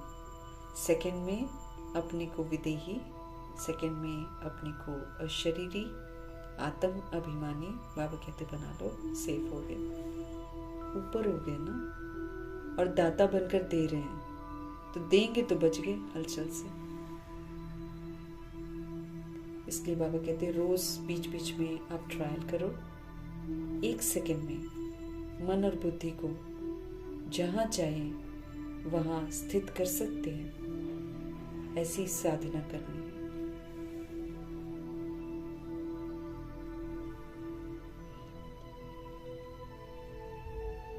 मीठे मीठे प्यारे प्यारे शिव पिता परमात्मा, अव्यक्त बाप दादाजी का धन्यवाद करेंगे।